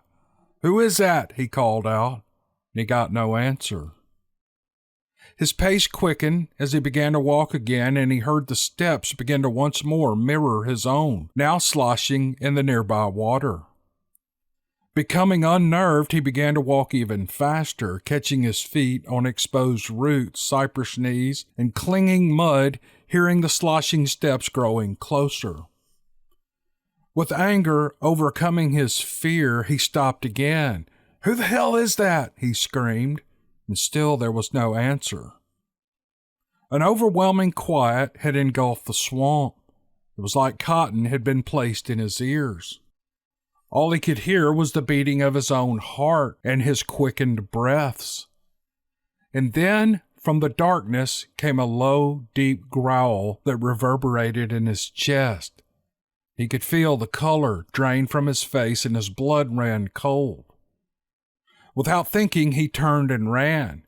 He had nothing to defend himself with. His only hope was to reach the oil derrick. As he ran, sloshing through the water and muck, he heard it following him. It was crashing through the undergrowth. The water splashed as the giant footsteps continued their pursuit, and it sounded as if it were upon him when he finally reached the derrick and began to climb. He dropped the lantern, and it fizzled out as it hit the water. Desperation made him climb faster as he heard whatever it was had finally caught up with him. As he climbed, the unearthly howl that blotted out the world came from just beneath him, and he thought his heart would stop as he covered his ears and wrapped his legs around the crossbeams of the structure. It howled again and began shaking the derrick with what had to be unimaginable strength. It circled him, shaking and howling as it tried to claim its prey. The tears streamed down his face and he climbed higher. He couldn't see what it was in the nightmare-infested gloom as his lantern was out and there was no moon in the starlit sky. This went on all night. The thing circling, crashing, shaking, howling up at him until it threatened his sanity. Only as the golden glow of the sun began to rise did the thing relent. He heard it walking off with methodical strides through the water. As the darkness had vanished and the blue-gray of dawn lit the swamp below, he could see its footprints in the mud where it had circled him for an eternity and then going in a line deeper into the swamp as if on 2 feet. He stayed where he was until the crew came. It took some time to coax him down, and after hearing his story and seeing the footprints, the men were at a loss as to what this thing could be. They retrieved an older gentleman who had lived there all his life, and he knew everything there was about the woods and the creeks and the bayous in the area. He had surveyed the swamp and finally looked at the tracks. A steely reserve came over his face, and then they asked what he thought it was. And taking a steady breath, he replied, "Loup-garou." A confused silence fell on the group as the old man repeated, "Loup-garou," his finger pointing in the direction of the tracks going deeper and disappearing into the dark cypress swamp.